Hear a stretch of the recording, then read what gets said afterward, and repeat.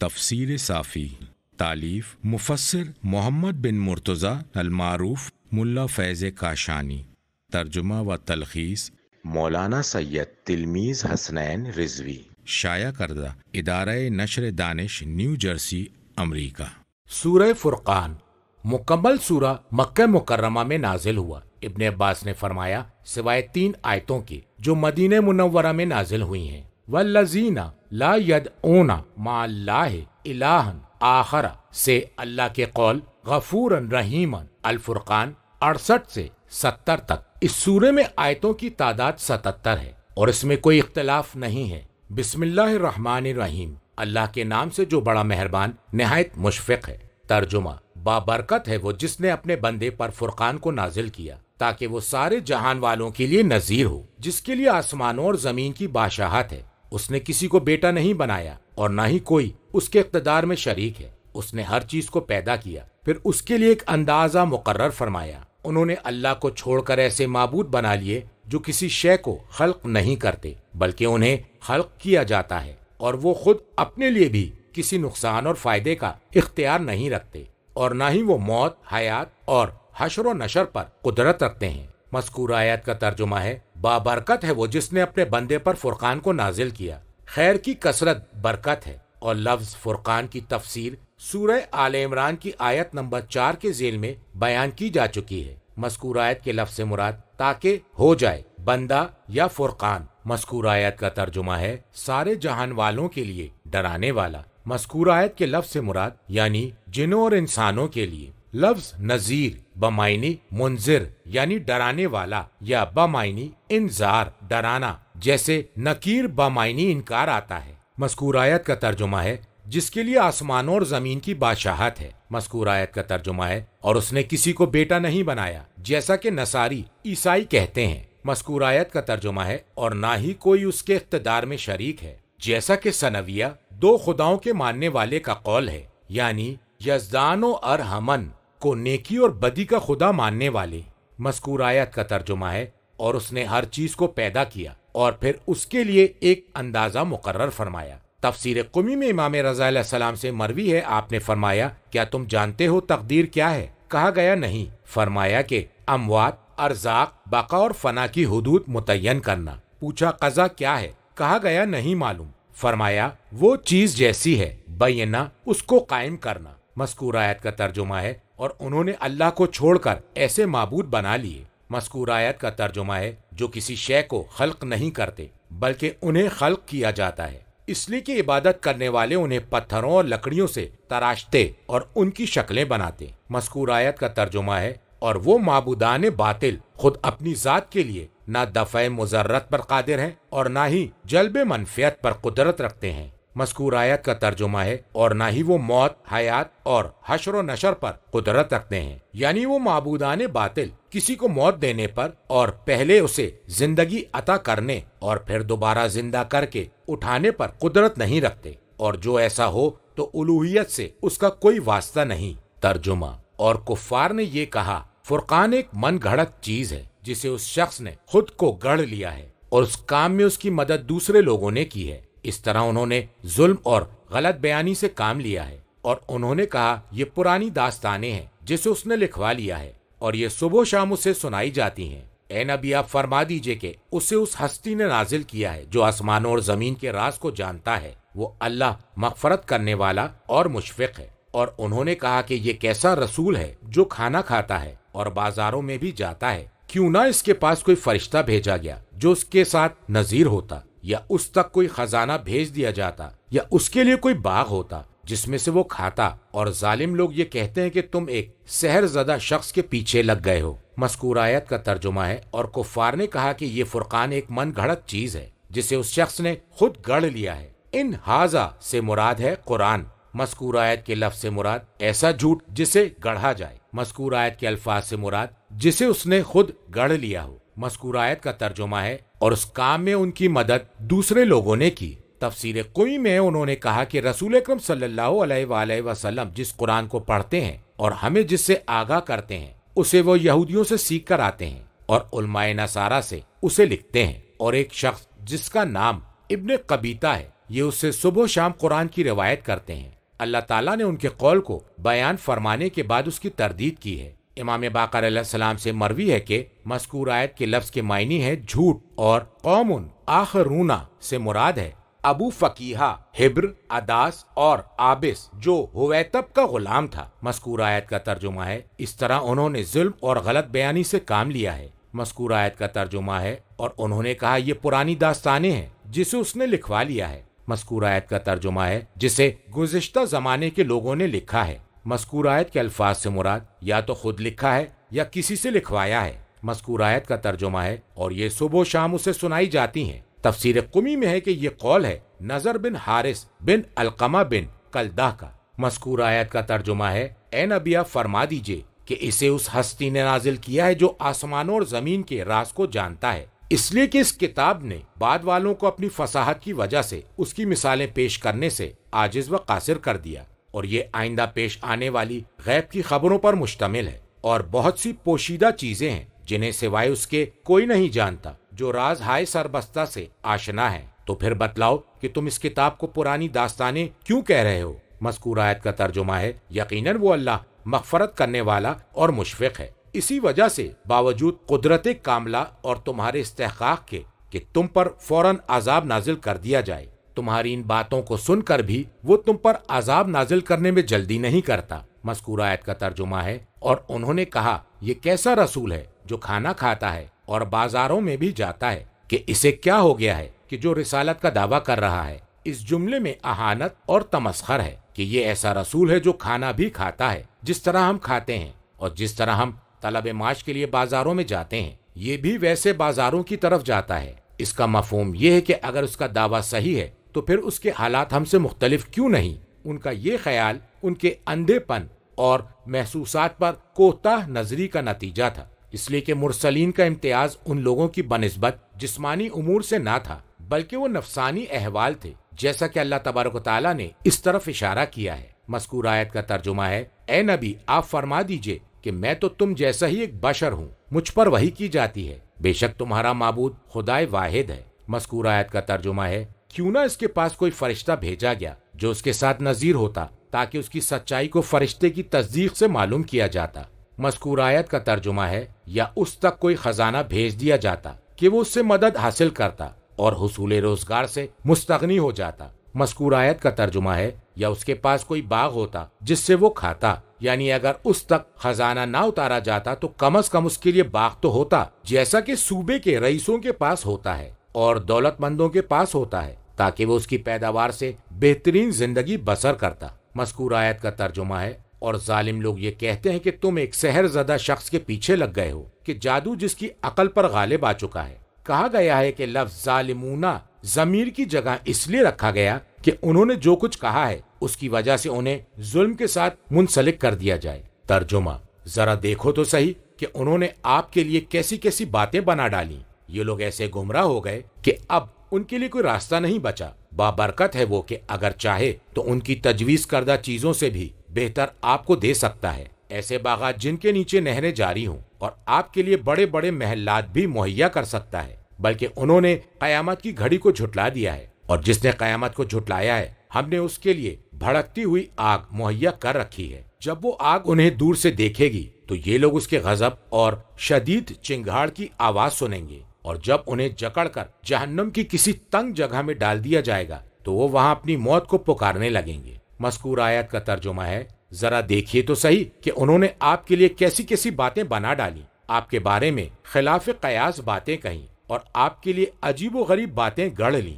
مذکور آیت کے لفظ سے مراد تو یہ لوگ ایسے گمراہ ہو گئے، ایسے راستے سے جو نبی اکرم صلی اللہ علیہ وآلہ وسلم کی خاصیتوں کی معرفت تک لے جاتا ہے، اور ان کے درمیان اور جھوٹے مدعیان نبوت کے درمیان فرق کو بتلاتا تھا۔ وہ لوگ تو مغبوط الحواس ہو کر رہ گئے ہیں۔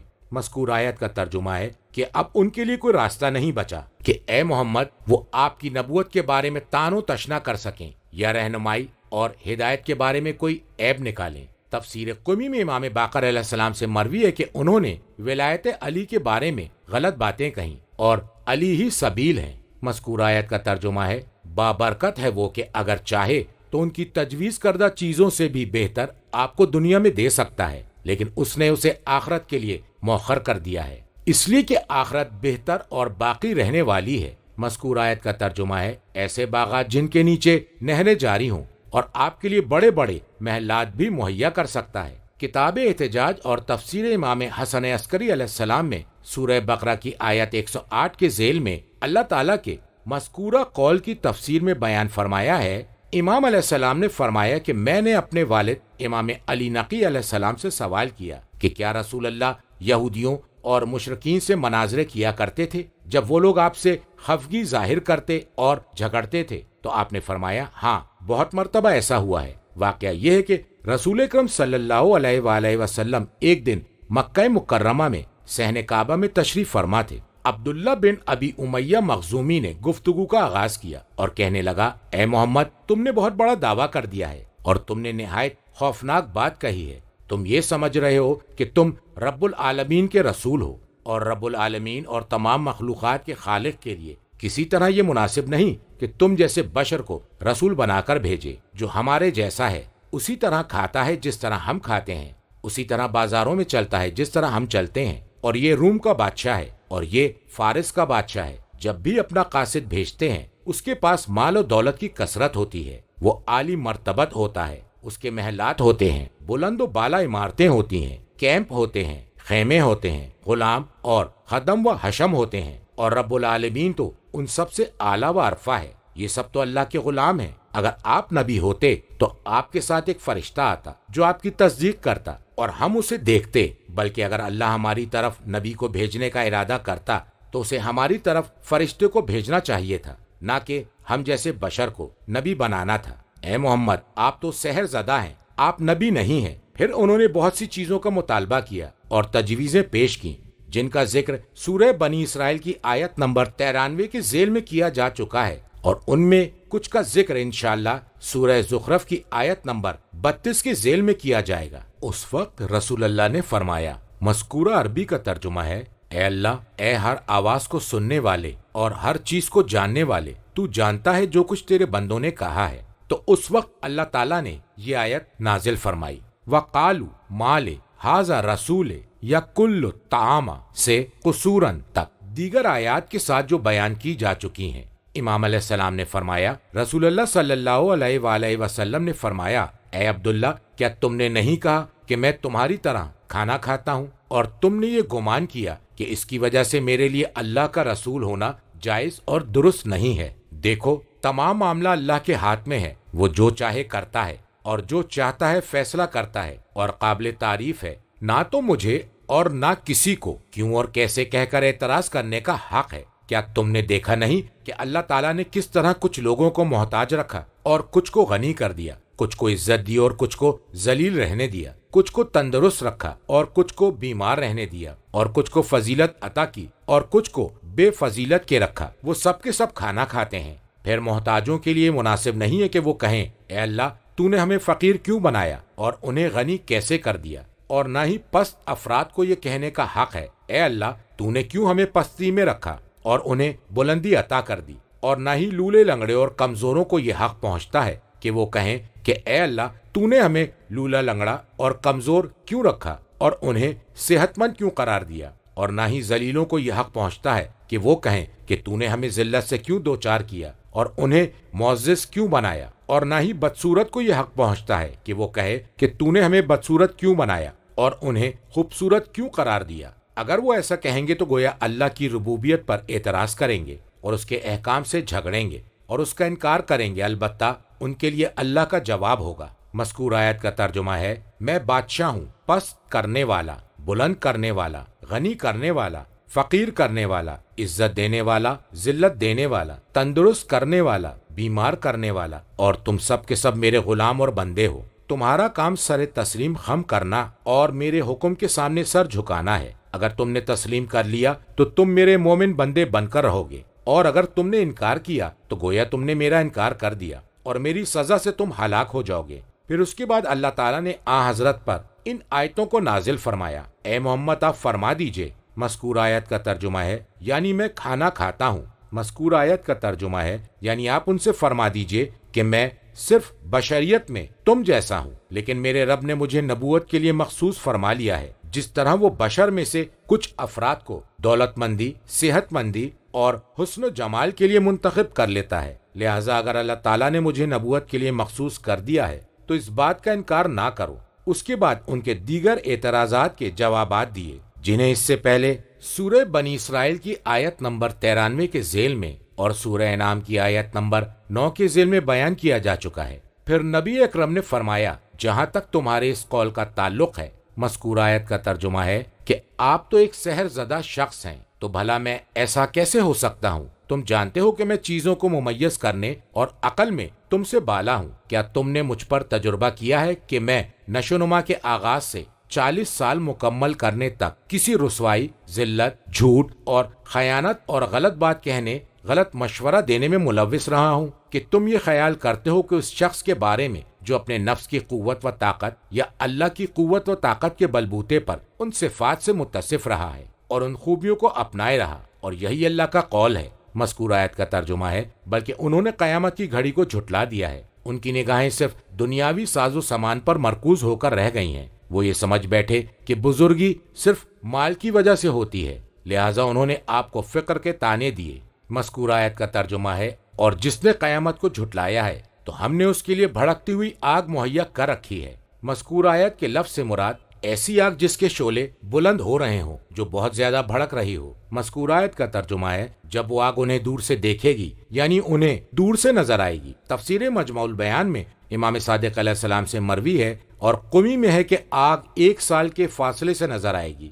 مذکور آیت کا ترجمہ ہے، تو یہ لوگ اس کے غضب اور شدید چنگاڑ کی آواز سنیں گے۔ مذکور آیت کا ترجمہ ہے، اور جب انہیں جکڑ کر جہنم کی کسی تنگ جگہ میں ڈال دیا جائے گا۔ تفسیر قمی میں ہے، فرمایا وہ ایک دوسرے کے ساتھ مقید ہوں گے۔ مذکور آیت کا ترجمہ ہے، تو وہ وہاں اپنی موت کو پکارنے لگیں گے، یعنی وہ ہلاکت کے متمنی ہوں گے اور اسے آواز دیں گے۔ ترجمہ، ان سے کہا جائے گا، آج تم صرف ایک موت کو نہ پکارو بلکہ بے شمار ہلاکتوں کو آواز دو۔ اے نبی، دریافت کیجئے، کیا یہ بہتر ہے یا وہ دائمی بہشت جس کا وعدہ متقین سے کیا جا چکا ہے، جو ان کے عمل کی جزا اور آخری ٹھکانہ ہوگا؟ وہاں ان کے لیے ہمیشہ کے لیے وہ سب کچھ ہوگا جسے وہ چاہیں گے، اور یہ آپ کے پروردگار کے ذمے ایک لازمی وعدہ ہے۔ اور جس دن اللہ انہیں گھیر کر لائے گا اور اللہ کو چھوڑ کر یہ جن معبودوں کی پرستش کرتے تھے انہیں بھی جمع کرے گا اور پوچھے گا، کیا تم نے میرے بندوں کو گمراہ کیا تھا یا یہ خود ہی راستہ بھول گئے؟ وہ عرض کریں گے، تیری ذات پاک ہے،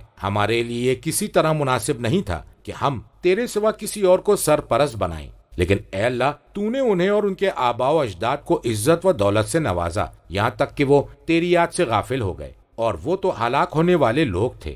مذکور آیت کا ترجمہ ہے، ان سے کہا جائے گا کہ آج تم صرف ایک موت کو نہ پکارو بلکہ بے شمار ہلاکتوں کو آواز دو، اس لیے کہ تمہارا عذاب کئی طرح کا ہے۔ مذکور آیت کا ترجمہ ہے، اے نبی، آپ دریافت کیجئے، کیا یہ بہتر ہے؟ مذکور آیت کا ترجمہ ہے، یا وہ دائمی بہشت جس کا وعدہ متقین سے کیا جا چکا ہے؟ مذکور آیت کا ترجمہ ہے، جو ان کے لیے عمل کی جزا اور آخری ٹھکانہ ہوگی۔ مذکور آیت کا ترجمہ ہے، وہاں ان کے لیے ہمیشہ کے لیے وہ سب کچھ ہوگا جسے وہ چاہیں گے، اور یہ آپ کے پروردگار کے ذمے ایک لازمی وعدہ ہے۔ یعنی وہ لوگ جو کچھ چاہ رہے تھے وہ حقیقی وعدہ تھا کہ جس کا سوال کیا گیا اور جسے طلب کیا گیا یا لوگوں نے سوال کیا اپنے اس قول سے۔ مذکور آیت کا ترجمہ ہے، پروردگار، ہمیں وہ چیز دے جس کا تو نے اپنے رسولوں کے ذریعے ہم سے وعدہ کیا تھا، یا ملائکہ نے عرض کی۔ مذکور آیت کا ترجمہ ہے، اے اللہ، انہیں تو ابدی باغوں جنات عدن میں داخل فرما۔ مذکور آیت کا ترجمہ ہے،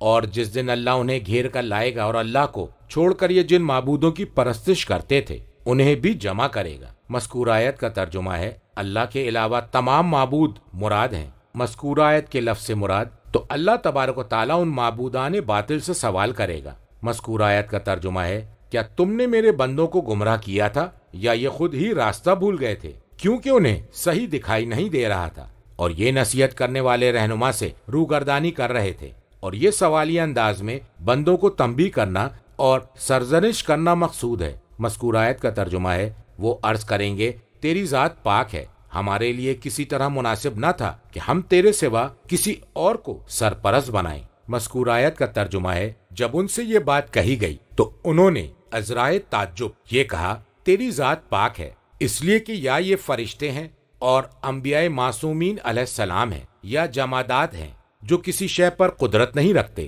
یا جتلانا مقصود ہے کہ پتھروں کی علامت یہ ہے کہ وہ اللہ کی تسبیح اور توحید کا ذکر کرتے ہیں، تو بھلا ان کے لیے کیسے مناسب ہوگا کہ وہ اللہ کے بندوں کو گمراہ کریں، یا اس سے مراد اللہ کو شریکوں سے پاک و منزہ قرار دینا ہے۔ مذکور آیت کا ترجمہ ہے، لیکن اے اللہ، تو نے انہیں اور ان کے آباء و اجداد کو عزت و دولت سے نوازا یہاں تک کہ وہ تیری یاد سے غافل ہو گئے۔ مذکور آیت کے لفظ سے مراد تو نے انہیں طرح طرح کی نعمتوں سے نوازا اور وہ خواہشات میں ڈوب گئے۔ مذکور آیت کا ترجمہ ہے، تیرے ذکر اور تیری یاد سے غافل ہو گئے اور تیری نعمتوں کو بھلا بیٹھے اور تیری آیتوں میں تدبر کو فراموش کر دیا۔ مذکور آیت کا ترجمہ ہے، اور وہ تو ہلاک ہونے والے لوگ تھے۔ ترجمہ، اللہ فرمائے گا کہ اے کافرو، تمہارے معبودوں نے تمہاری بات کو جھٹلا دیا، اب نہ تم عذاب کو ٹال سکتے ہو اور نہ ہی اپنی مدد کر سکتے ہو، اور تم میں سے جو بھی ظلم کرے گا اسے ہم بڑے سخت عذاب کا مزہ چکھائیں گے۔ اور اے محمد، ہم نے آپ سے پہلے جتنے رسول بھیجے وہ سب کے سب کھانا کھاتے تھے اور بازاروں میں جاتے تھے، اور ہم نے تمہیں ایک دوسرے کے لیے آزمائش بنا دیا، کیا تم لوگ صبر کرتے ہو؟ اور تمہارا پروردگار خوب دیکھنے والا ہے۔ اور جو لوگ ہماری ملاقات کی امید نہیں رکھتے، انہوں نے کہا کہ فرشتوں کو ہم پر کیوں نہیں نازل کیا جاتا، یا ہم اپنے پروردگار کو کیوں نہیں دیکھتے؟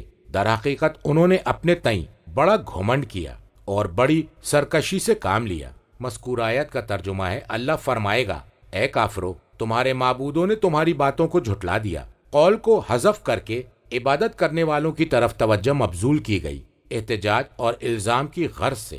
مفہوم یہ ہے کہ تمہارے معبودوں نے تمہیں جھٹلا دیا ہے۔ مذکور آیت کا ترجمہ ہے، تم جو کچھ کہہ رہے ہو یہ ہمارے معبود ہیں اور انہوں نے ہمیں گمراہ کیا ہے۔ ایسا نہیں ہے، بلکہ انہوں نے سبحانہ کا ما کانا ینبغی لما کہہ کر تمہیں جھٹلا دیا ہے۔ مذکور آیت کا ترجمہ ہے، اب تم ان معبودوں کے ذریعے نہ تو خود سے عذاب کو ٹال سکتے ہو اور نہ ہی اپنی مدد کر سکتے ہو۔ مذکور آیت کا ترجمہ ہے، اور تم میں سے جو بھی ظلم کرے گا اسے ہم بڑے عذاب کا مزہ چکھائیں گے۔ مذکور آیت کے الفاظ سے مراد آتش جہنم کا عذاب۔ مذکور آیت کا ترجمہ ہے، اور اے محمد، ہم نے آپ سے پہلے جتنے رسول بھیجے وہ سب کے سب کھانا کھاتے تھے اور بازاروں میں جاتے تھے، یہ ان کے قول کا جواب ہے۔ مذکور آیت کا ترجمہ ہے، اے لوگو، ہم نے تمہیں ایک دوسرے کے لیے آزمائش بنا دیا۔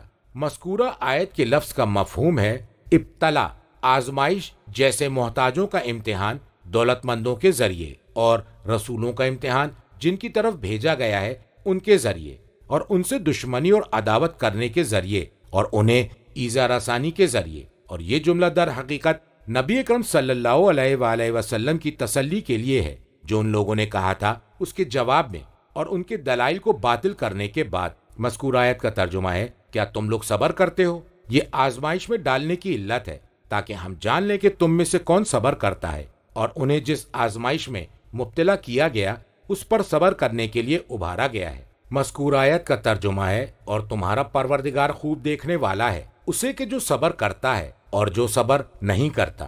مذکور آیت کا ترجمہ ہے، اور جو لوگ ہماری ملاقات کی امید نہیں رکھتے انہوں نے کہا اس لیے کہ وہ دوبارہ زندہ کیے جانے کا انکار کرتے ہیں، اور ملاقات کی حقیقت اللہ کی بارگاہ تک رسائی ہے۔ مذکور آیت کا ترجمہ ہے کہ فرشتوں کو ہم پر کیوں نہیں نازل کیا جاتا کہ وہ ہمیں بتلائیں کہ محمد سچے ہیں، یا وہ فرشتے ہی ہماری جانب رسول بن کر آ جاتے۔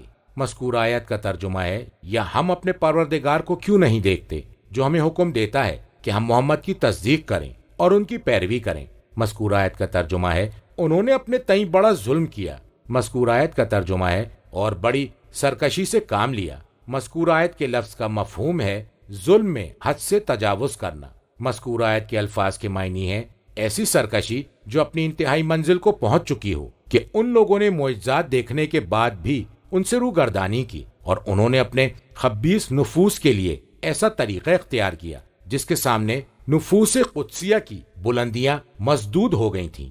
ترجمہ، جس دن وہ فرشتوں کو دیکھیں گے اس دن مجرمین کے لیے کوئی بشارت نہ ہوگی، اور فرشتے کہیں گے تم لوگ روک دیے گئے ہو، اور ہم ان کے اعمال کی طرف متوجہ ہوں گے، اور جو انہوں نے انجام دیے ہوں گے تو ہم اسے اڑتا ہوا پراگندہ غبار بنا دیں گے۔ اس روز صاحبان جنت بہترین جائے قرار اور عمدہ ترین مقام استراحت میں ہوں گے۔ اس روز ایک بادل آسمان کو چیرتا ہوا نمودار ہوگا، اور جوک در جوک فرشتے نازل ہو رہے ہوں گے۔ اس روز حقیقی بادشاہی صرف رحمان کی ہوگی اور وہ دن کافروں کے لیے بڑا سخت ہوگا۔ مذکور آیت کا ترجمہ ہے جس دن وہ فرشتوں کو دیکھیں گے، موت کے فرشتوں کو یا عذاب کے فرشتوں کو۔ مذکور آیت کا ترجمہ ہے اس دن مجرمین کے لیے کوئی بشارت نہ ہوگی۔ مذکور آیت کا ترجمہ ہے اور فرشتے کہیں گے تم لوگ روک دیے گئے ہو۔ وہ ان سے پناہ مانگ رہے ہوں گے اور اللہ سے مطالبہ کر رہے ہوں گے کہ اللہ ان سے ملاقات نہ کرائے، اور یہی وہ بات ہے جسے وہ دشمنوں سے مٹ بھیڑ کے وقت یا ناپسندیدہ امور کے حملے کے وقت کہا کرتے تھے۔ مذکور آیت کا ترجمہ ہے اور ہم ان کے اعمال کی طرف متوجہ ہوں گے جو انہوں نے انجام دیے ہوں گے۔ مذکور آیت کا ترجمہ ہے اور ہم اسے اڑتا ہوا پراگندہ غبار بنا دیں گے۔ کتاب کافی میں امام صادق علیہ السلام سے مروی ہے کہ آپ سے اس آیت کے بارے میں سوال کیا گیا تو فرمایا کہ اگرچہ ان کے اعمال مصر کے بنے ہوئے قباتی سفید رنگ کے پارچے سے بھی زیادہ سفید ہوں گے، پھر اللہ جل جلالہ اس سے کہے گا کہ تو اڑتا ہوا پراگندہ غبار بن جا، اور یہ اس لیے ہوگا کہ جب ان کے لیے کچھ چیزیں حرام کی گئیں تو وہ اسے بجا لائے، اور ایک روایت میں ہے کہ انہوں نے حرام کو ترک نہیں کیا۔ تفسیر قمی میں امام باقر علیہ السلام سے مروی ہے، فرمایا کہ اللہ تعالیٰ قیامت کے دن ایک قوم کو مبعوث کرے گا جن کے سامنے ایک نور ہوگا جو مصر کے بنے ہوئے سفید قباتی پارچے کی طرح ہوگا، پھر اللہ اس سے کہے گا کہ تو اڑتا ہوا غبار بن جا۔ پھر امام علیہ السلام نے فرمایا خدا کی قسم وہ نمازیں پڑھتے تھے، وہ روزے رکھتے تھے، لیکن جب ان کے سامنے کوئی حرام چیز پیش کی جاتی تھی تو اسے لے لیتے تھے، اور جب ان کے سامنے امیر المومنین علیہ السلام کے فضائل بیان کیے جاتے تھے تو اس کا انکار کرتے تھے۔ اور فرمایا کہ مذکورہ آیت کے الفاظ سے مراد وہ غبار ہے جسے تم اپنے گھر کے روشن دان میں سورج کی روشنی کے وقت دیکھتے ہو۔ کتاب بصائر میں امام صادق علیہ السلام سے مروی ہے کہ آپ سے سوال کیا گیا کہ یہ کس کے اعمال ہیں، تو امام علیہ السلام نے فرمایا کہ ہمارے اور ہمارے شیعوں کے دشمنوں کے اعمال۔ مذکور آیت کا ترجمہ ہے اس روز صاحبان جنت بہترین جائے قرار اور عمدہ ترین مقام استراحت میں ہوں گے۔ مذکور آیت کے لفظ سے مراد وہ جگہ جہاں پر زیادہ تر وقت باہمی نشست اور گفتگو میں گزارا جاتا ہے۔ مذکور آیت کے لفظ کا مطلب وہ گھر جہاں استراحت کے لیے انسان آتا ہے۔ کہا جاتا ہے کہ تشبیہ کے طور پہ وہ مکان تجویز کیا گیا جہاں پر لوگ دوپہر کے وقت استراحت کرتے ہیں، جسے قیلولہ کہا جاتا ہے، اس لیے کہ جنت میں ایسی نیند نہیں۔ کتاب کافی میں ایک حدیث کے ذیل میں وارد ہوا ہے کہ امیر المومنین علیہ السلام نے سوال قبر کے بارے میں فرمایا کہ دونوں فرشتے منکر و نکیر اس کے لیے جنت کے 2 دروازے کھول دیں گے، پھر اس سے کہیں گے کہ تم آرام سے سو، ایک جوان رانا کی طرح محو خواب ہو جاؤ، اس لیے کہ اللہ تعالیٰ فرما رہا ہے اصحاب الجنت یومئذ خیر مستقر احسن مقیلا۔ تفسیر قمی میں امام باقر علیہ السلام سے مروی ہے کہ ہم تک یہ بات پہنچی ہے، اور اللہ بہتر جانتا ہے کہ جب جہنمی جہنم میں جانے کے لیے تیار ہوں گے تو جہنم میں داخل ہونے سے پہلے انہیں لے جایا جائے گا اور ان سے کہا جائے گا کہ تم ایسے سائے میں داخل ہو جاؤ جو آتش جہنم کا 3 شاخہ دھواں ہے۔ وہ یہ سمجھیں گے کہ جنت ہے، پھر انہیں گروہ در گروہ جہنم میں داخل کیا جائے گا، اور یہ دوپہر کا وقت ہوگا، اور جنت کے لوگوں کو ان کے من پسند تحفے دے کر انہیں جنت میں ان کی رہائش گاہیں دے دی جائیں گی، اور یہ دوپہر کا وقت ہوگا، اور یہ اللہ کا قول ہے۔ مذکور آیت کا ترجمہ ہے اور اس روز ایک بادل آسمان کو چیرتا ہوا نمودار ہوگا۔ مذکور آیت کے لفظ کے معنی یعنی آسمان میں بادل کے طلوع ہونے کی وجہ سے کہا گیا ہے، یہ وہی غمام ہے جس کا ذکر اللہ کے اس قول میں ہے۔ مذکور آیت کا ترجمہ ہے کہ اب وہ اس انتظار میں ہے کہ اللہ بادلوں کے سائے میں ان کے سامنے چلا آئے، اور فرشتے بھی۔ مذکور آیت کا ترجمہ ہے اور جوک در جوک فرشتے نازل ہو رہے ہوں گے۔ کہا گیا ہے کہ ان بادلوں میں فرشتے اعمال کے صحائف لے کر آئیں گے۔ تفسیر قمی میں ہے کہ غمام سے مراد امیر المومنین علیہ السلام ہے۔ مذکور آیت کا ترجمہ ہے اس روز حقیقی بادشاہی صرف رحمان کی ہوگی، یعنی رحمان کے لیے ثابت ہوگی، اس لیے کہ ہر مملکت اس روز باطل ہو جائے گی، بس صرف اسی کا ملک اور اقتدار باقی رہے گا۔ مذکور آیت کا ترجمہ ہے اور وہ دن کافروں کے لیے بڑا سخت ہوگا۔ ترجمہ: جس دن ظالم اپنے ہاتھوں کو چبا کر کہے گا اے کاش میں نے رسول کے ساتھ سبیل کو اپنایا ہوتا، ہائے میری کم بختی، کاش میں نے فلاں شخص کو دوست نہ بنایا ہوتا،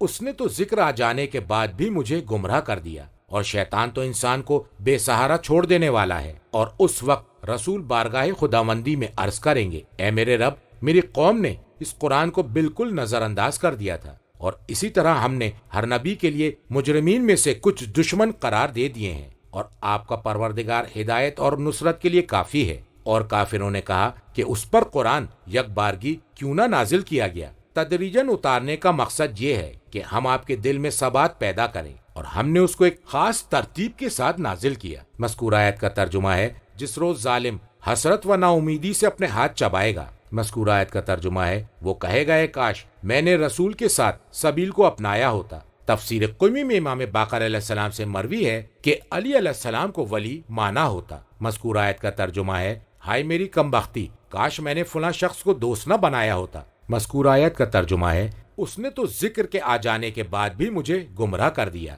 فرمایا ذکر سے مراد ولایت ہے۔ مذکورہ آیت کا ترجمہ ہے اور شیطان تو انسان کو بے سہارا چھوڑ دیتا ہے۔ مذکورہ آیت کا ترجمہ ہے اور اس وقت رسول اللہ بارگاہ خداوندی میں عرض کریں گے اے میرے رب، میری قوم نے اس قرآن کو بالکل نظر انداز کر دیا تھا، اسے چھوڑ دیا تھا اور اس سے اعراض کیا تھا۔ مذکورہ آیت کا ترجمہ ہے اور اسی طرح ہم نے ہر نبی کے لیے مجرمین میں سے کچھ دشمن قرار دیے ہیں، جس طرح آپ کے دشمن ہیں آپ اسی طرح صبر کریں جیسے ان انبیاء نے صبر کیا تھا۔ مذکورہ آیت کا ترجمہ ہے اور آپ کا پروردگار ہدایت اور نصرت کے لیے کافی ہے، وہ مجرمین کے خلاف آپ کی مدد کرے گا۔ مذکورہ آیت کا ترجمہ ہے اور کافروں نے کہا کہ اس پر قرآن یک بارگی کیوں نہ نازل کیا گیا؟ ایک ہی مرتبہ مکمل قرآن اس سے پہلے نازل ہونے والی تینوں کتابوں یعنی توریت، زبور اور انجیل کی طرح۔ مذکورہ آیت کا ترجمہ ہے تدریجاً اتارنے کا مقصد یہ ہے کہ ہم آپ کے دل میں ثبات پیدا کریں، یعنی اس طرح ہم نے قرآن کو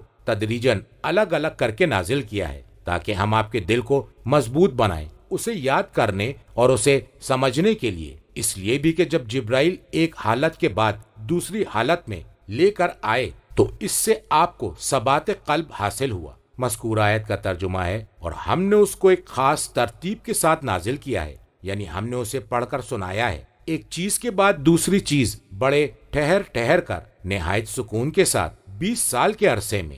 ترجمہ اور وہ کافر جب بھی کوئی مثال اعتراض لے کر آتے ہیں تو ہم جواب میں آپ کو حق بات اور اس کی بہترین تفسیر بیان کر دیتے ہیں۔ جو لوگ اوندھے منہ جہنم کی طرف دھکیلے جائیں گے ان کا ٹھکانہ بدترین ہے اور وہ راستہ کھو بیٹھے ہیں، اور یقیناً ہم نے موسیٰ کو کتاب دی اور ان کے ساتھ ان کے بھائی ہارون کو وزیر بنایا، اور ہم نے ان دونوں سے کہا تم ایسی قوم کی طرف جاؤ جس نے ہماری نشانیوں کو جھٹلایا ہے، اور ہم نے انہیں تباہ و برباد کر دیا۔ اور نوح کی قوم نے جب رسولوں کو جھٹلایا تو ہم نے انہیں غرق کر ڈالا اور دنیا بھر کے لوگوں کے لیے نشان عبرت بنا دیا، اور ہم نے ظالموں کے لیے دردناک عذاب تیار کر رکھا ہے۔ مذکورہ آیت کا ترجمہ ہے اور وہ کافر جب بھی کوئی مثال اعتراض لے کر آئے، ایسا عجیب سوال گویا کہ وہ باطل ہونے کی ایک مثال ہے، اس سے ان کا مقصد اے نبی آپ کی نبوت پر الزام تراشی اور عیب لگانا ہے۔ مذکورہ آیت کا ترجمہ ہے تو ہم جواب میں آپ کو ناقابل تردید حق سے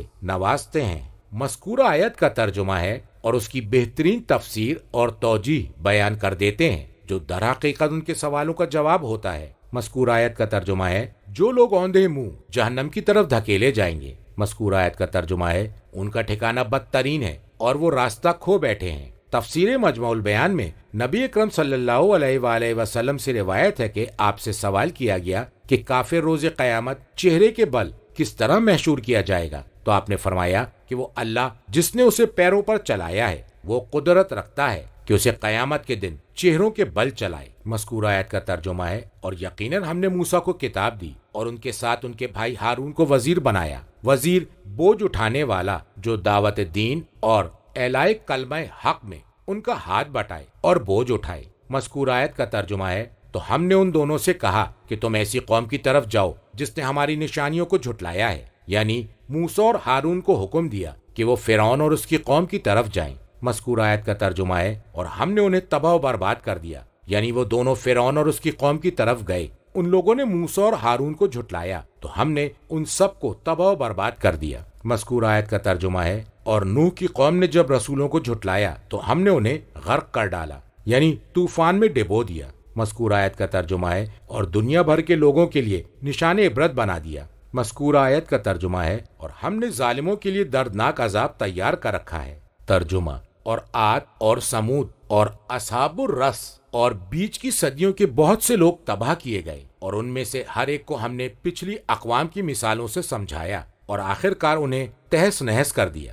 پھر یہ لوگ اس بستی تک آئے جس کے باشندوں پر بدترین بارش برسائی گئی۔ کیا ان لوگوں نے اسے نہیں دیکھا؟ بلکہ یہ لوگ تو حشر و نشر کی توقع نہیں رکھتے، اور جب یہ آپ کو دیکھتے ہیں بس آپ کا مذاق اڑانے لگتے ہیں۔ کیا یہی ہے وہ جسے اللہ نے رسول بنا کر بھیجا ہے؟ وہ تو ہمیں ہمارے معبودوں سے بہکا دیتا اگر ہم ان کی عقیدت پر جمے نہ رہتے۔ ان کافروں کو عنقریب پتہ چل جائے گا جب وہ عذاب کو دیکھیں گے کہ کون راستے سے بھٹکا ہوا تھا۔ مذکور آیت کا ترجمہ ہے، اور ہم نے عاد، سمود اور اصحاب الرس کو بھی نشانی قرار دیا۔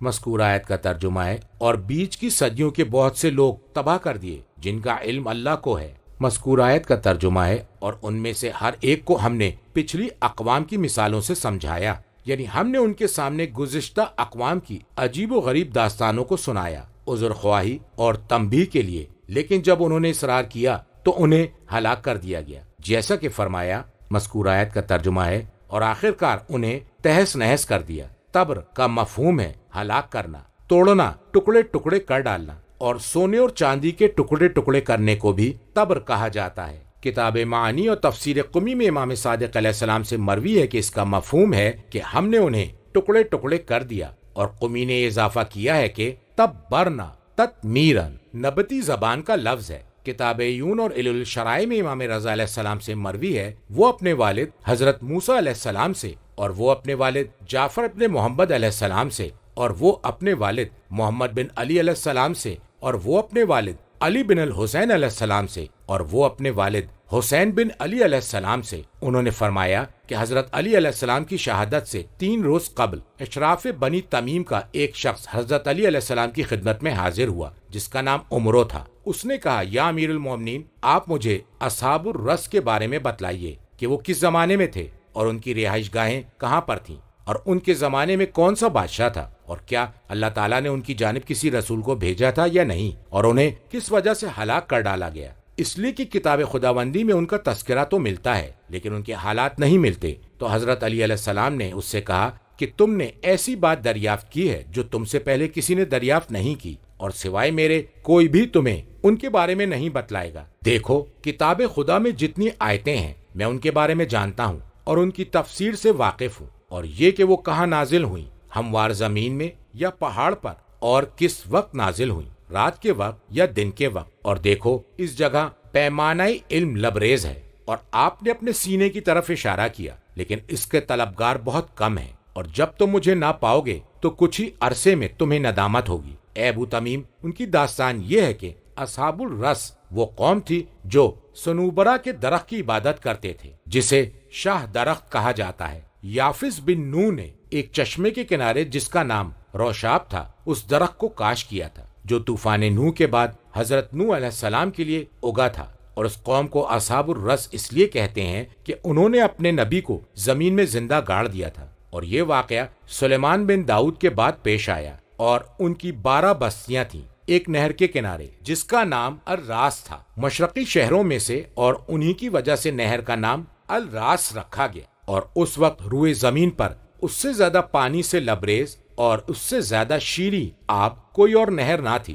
اور کوئی بستی اس سے بڑی اور اس سے زیادہ آباد نہ تھی۔ ان میں سے ایک بستی کا نام آبان تھا، دوسری کا نام آزر، تیسری کا نام دی، چوتھی کا نام بہمن، اور پانچویں کا نام اسفندار، اور چھٹی کا نام فروردین، اور ساتویں کا نام اروی بہشت، آٹھویں کا نام خرداد، اور نویں کا نام مرداد، اور 10ویں کا نام تیر، اور 11ویں کا نام مہر، اور 12ویں کا نام شہریور تھا۔ اور ان کا سب سے بڑا شہر اسفندار تھا، اور ان کا بادشاہ اسی شہر میں سکونت پذیر تھا جس کا نام ترکوز بن غابوس بن یارش بن سازن بن نمرود بن کنعان تھا۔ ابراہیم علیہ السلام کے عہد کا فرعون اور اسی شہر میں چشمہ اور صنوبرہ تھا، اور انہوں نے ہر بستی میں صنوبرہ کے شگوفے کی کاش کی تھی، تو یہ دانہ اگا اور بڑا درخت بن گیا۔ انہوں نے چشمے اور نہروں کے پانی کو اپنے لیے حرام کر رکھا تھا، وہ اس پانی سے نہ خود پیتے تھے اور نہ ہی ان کے چوپائے اس سے سیراب ہوتے تھے۔ اور جو ایسا کر لیتا اسے قتل کر دیتے تھے اور کہتے تھے کہ یہ پانی ہمارے معبودوں کی حیات ہے، لہٰذا کسی کے لیے مناسب نہیں ہے کہ ان کی زندگی میں کمی کرنے کا موجب بنے۔ اور وہ لوگ خود اور ان کے چوپائے دریائے رس سے سیراب ہوتے تھے جس کے کنارے ان کی بستی آباد تھی، اور ان لوگوں نے سال کے ہر مہینے میں ہر بستی میں عید کا دن مقرر کر رکھا تھا۔ وہاں کے سب باشندے جمع ہوتے تھے تو وہ اس درخت پر ضرب لگاتے تھے جس پر ریشمی پردہ پڑا ہوا تھا اور اس میں طرح طرح کی تصویریں بنی ہوئی تھیں۔ پھر وہ دمبے اور گائے لے کر آتے اور درخت کے لیے بطور قربانی ان جانوروں کو ذبح کرتے اور لکڑیاں جلا کر آگ روشن کرتے۔ جب ان ذبح شدہ جانوروں کا دھواں اور غبار اٹھتا تھا اور ہوا میں بلند ہوتا تھا اور ان کے اور آسمان کی طرف نظر کرنے کے درمیان حائل ہو جاتا تھا تو وہ درخت کے سامنے سجدہ ریز ہو جاتے تھے، روتے تھے، آہوزاری کرتے تھے کہ وہ درخت راضی ہو جائے، اور شیطان آ کر درخت کی ٹہنیوں کو ہلا دیتا تھا اور اس کے تنوں سے ایسے چیختا تھا جیسے بچہ چیخ رہا ہو کہ اے میرے بندو، میں تم سے راضی ہو گیا ہوں، تم خوشیاں مناؤ اور اپنی آنکھیں ٹھنڈی کرو۔ تو اس وقت وہ سجدوں سے سر اٹھاتے تھے،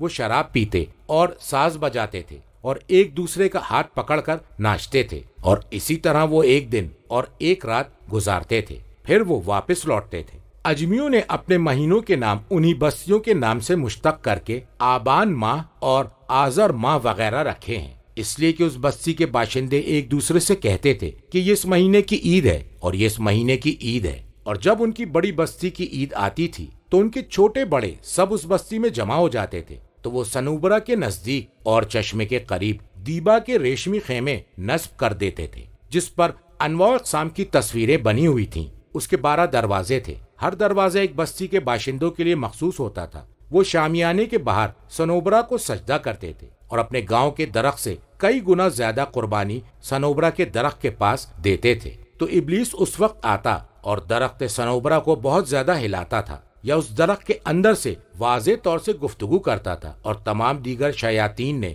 جو کچھ ان سے وعدے و وعید کیے تھے اس سے بہت زیادہ وعدے اور پیمان ان سے کرتا تھا۔ تو وہ اس کے بعد سجدوں سے سر اٹھاتے تھے اور شراب اور رسق و موسیقی کے سبب خوشیوں سے پھولے نہ سما رہے تھے، اور انہیں بات کرنے کا بھی یارانہ تھا۔ وہ اسی طرح 12 دن اور راتیں گزارتے، پورے سال کی عیدوں کے برابر، پھر وہ واپس لوٹتے تھے۔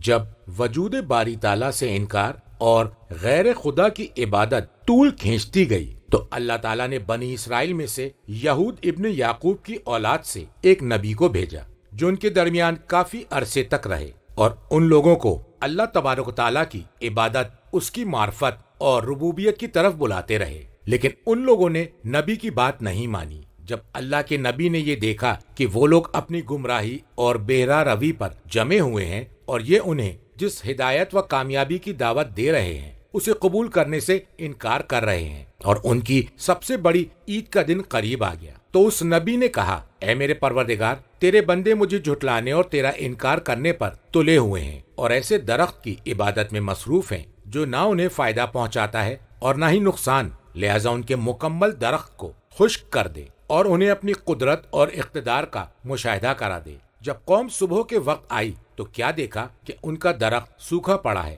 وہ اس بات سے نہایت خوفزدہ ہوئے اور اسے دیکھ کر وہ دم بخود ہو گئے۔ وہ 2 گروہوں میں تقسیم ہو گئے۔ ایک گروہ نے کہا، یہ شخص جو خود کو آسمان و زمین کے معبود کا پیغمبر سمجھتا ہے، اس نے تمہارے معبودوں پر جادو کر دیا ہے تاکہ وہ تمہارے چہروں کو تمہارے معبودوں سے ہٹا کر اپنے معبود کی طرف موڑ دے۔ اور ایک گروہ کہنے لگا، ایسا نہیں ہے، بلکہ تمہارے معبود نے جب اس شخص کو دیکھا جو ان میں عیب نکالتا ہے اور ان کی بدگوئی کرتا ہے اور کہ غیر کی عبادت کی دعوت دیتا ہے، تو وہ معبود غضبناک ہو گئے اور ان کا سارا حسن و جمال پوشیدہ ہو گیا تاکہ تم اس شخص پر غضبناک ہو جاؤ اور اس سے بدلہ لے لو۔ انہوں نے نبی کے قتل پر ایکا کر لیا۔ انہوں نے سیسے کا لمبا پائپ لیا جس کا دہانہ وسیع تھا، انہوں نے اسے چشمے کے پانی کے تہ میں پانی کے اوپر یکے بعد دیگرے چھوڑ دیا جیسے سرکنڈا ہوتا ہے، اور انہوں نے اس چشمے کا تمام پانی کھینچ لیا۔ پھر انہوں نے اس کی تہ میں ایک گہرا کنواں کھودا جس کا دہانہ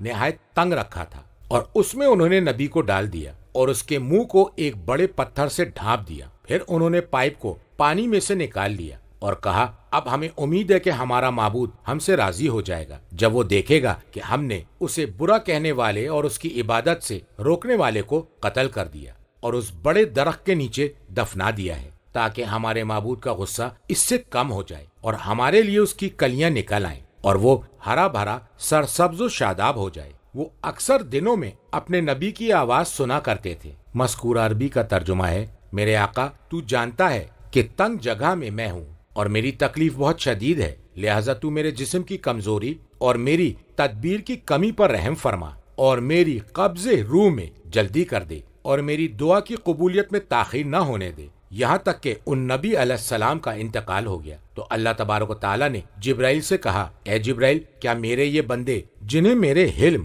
بردباری نے دھوکے میں رکھا ہے اور وہ میری تدبیر سے محفوظ ہیں، انہوں نے میرے غیر کی پرستش کی ہے، انہوں نے میرے رسول کو قتل کر ڈالا ہے، کیا ان کے بس میں ہے کہ وہ میرے غضب کے سامنے ٹھہر سکیں یا وہ میری حکومت سے باہر نکل کر جا سکتے ہیں؟ یہ کیسے ممکن ہے؟ جو بھی میری نافرمانی کرتا ہے اور میرے عذاب سے نہیں ڈرتا، میں اس کے لیے منتقم انتقام لینے والا ہوں۔ میں نے اپنی عزت و جلال کی قسم کھائی ہے کہ میں ان لوگوں کو پوری دنیا کے لیے نمونہ عبرت بنا دوں گا۔ پھر اللہ نے انہیں مہلت نہ دی اور وہ اپنی عید کی تقریب میں مگن تھے کہ ایک شدید سرخ رنگ کی آندھی آئی جس کے سبب وہ تصویر حیرت بن گئے اور خوف زدہ ہو گئے اور وہ ایک دوسرے میں ضم ہو گئے۔ پھر زمین ان کے نیچے سے گندھک کا پتھر بن گئی جو بھڑک رہی تھی اور سیاہ بادلوں نے ان پر سایہ کر لیا اور ان کے اوپر قبہ کی طرح انگارہ پھینکا جس کے شعلے بھڑک رہے تھے، تو ان کے جسم ایسے پگھل گئے جیسے سیسا آگ میں پگھل جاتا ہے۔ ہم اللہ تبارک و تعالیٰ کے غضب اور اس کے عذاب کے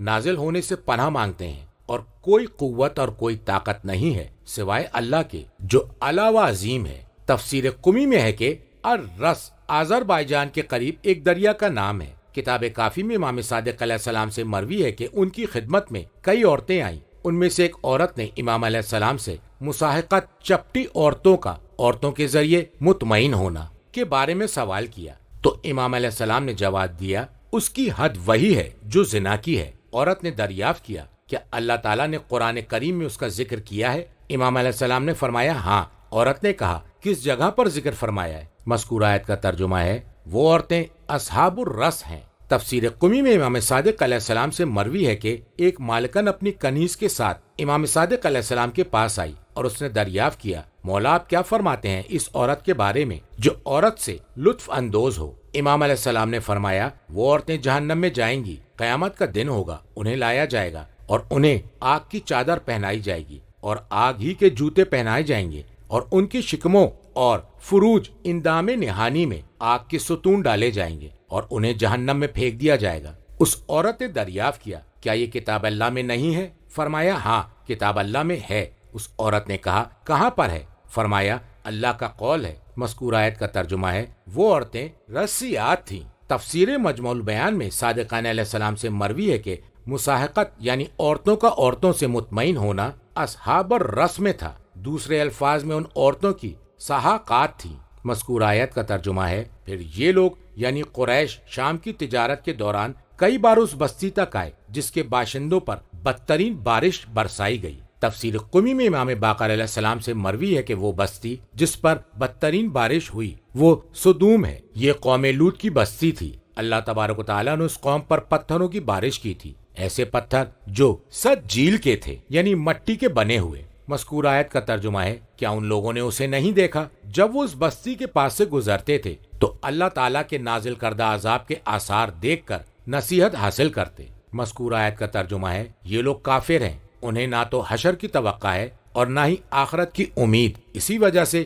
نہ وہ آثار پر نظر کرتے ہیں اور نہ ہی نصیحت قبول کرتے ہیں۔ وہ ان بستیوں کے پاس سے اسی طرح عبور کرتے ہیں جیسے ان کی سواریاں گزرتی ہیں۔ مذکورہ آیت کا ترجمہ ہے، اور جب یہ آپ کو دیکھتے ہیں بس آپ کا مذاق اڑانے لگتے ہیں، یعنی وہ لوگ آپ کو مذاق کا نشانہ بنا لیتے ہیں۔ مذکورہ آیت کا ترجمہ ہے، کیا یہی ہے وہ جسے اللہ نے رسول بنا کر بھیجا ہے؟ وہ لوگ اس قسم کے جملے بطور استہزاء اور مذاق کہتے ہیں۔ مذکورہ آیت کا ترجمہ ہے، وہ کہتے ہیں یہ تو ہمیں ہمارے معبودوں سے بہکا دیتا، یعنی ان بتوں کی بندگی سے ہمیں پھیر دیتا۔ وہ ہمیں توحید کی اس محنت اور کوشش سے دعوت دے رہا تھا کہ ہم بتوں سے برگشتہ ہو جائیں۔ مذکورہ آیت کا ترجمہ ہے، اگر ہم ان بتوں کی عقیدت پر جمے نہ رہتے، ہمارا اپنے معبودوں کی عبادت پر ثابت قدم رہنا اور اس سے چمٹے رہنا کام آیا۔ مذکور آیت کا ترجمہ ہے اور ان کافروں کو عنقریب پتہ چل جائے گا جب وہ عذاب کو دیکھیں گے کہ کون راستے سے بھٹکا ہوا تھا۔ اس جملے میں وعید ڈراوا ہے اور اس بات کی طرف توجہ دلانا ہے کہ اب اگر انہیں مہلت مل چکی ہے تو آئندہ انہیں مہلت نہیں دی جائے گی۔